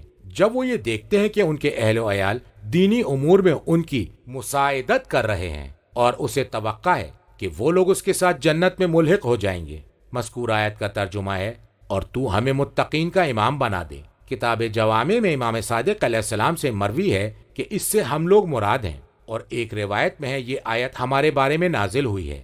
کتاب مناقب میں سعید بن جبیر سے مروی ہے، فرمایا یہ آیت خدا کی قسم حضرت امیر المومنین علیہ السلام کے لیے مخصوص ہے۔ وہ اپنی اکثر دعاؤں میں فرماتے تھے ربنا ہب لنا من ازواجنا، فاطمہ زہرا صلوات اللہ علیہا کو، اور ذریاتنا امام حسن و امام حسین علیہ السلام کو، قرۃ عین میری آنکھوں کی ٹھنڈک بنا دے۔ امیر المومنین علیہ السلام نے فرمایا کہ میں نے اللہ تعالیٰ سے ایسا بیٹا نہیں مانگا جو خوش شکل ہو، اور نہ ہی ایسا بیٹا طلب کیا جو حسین قامت ہو، بلکہ میں نے اپنے رب سے ایسی اولاد طلب کی جو اللہ کی اطاعت گزار ہو، خوف خدا رکھنے والے ہوں، اسی سے ڈرنے والے ہوں، تاکہ جب میں اسے دیکھوں اور وہ اللہ کا اطاعت گزار ہو تو اس بات سے میری آنکھیں ٹھنڈی ہوں۔ فرمایا مذکور آیت کا ترجمہ ہے، ہم سے پہلے جو متقی لوگ تھے ہم نے ان کی اقتدا کی، اس طرح ہمارے بعد آنے والے متقین ہماری اقتدا کرتے رہیں۔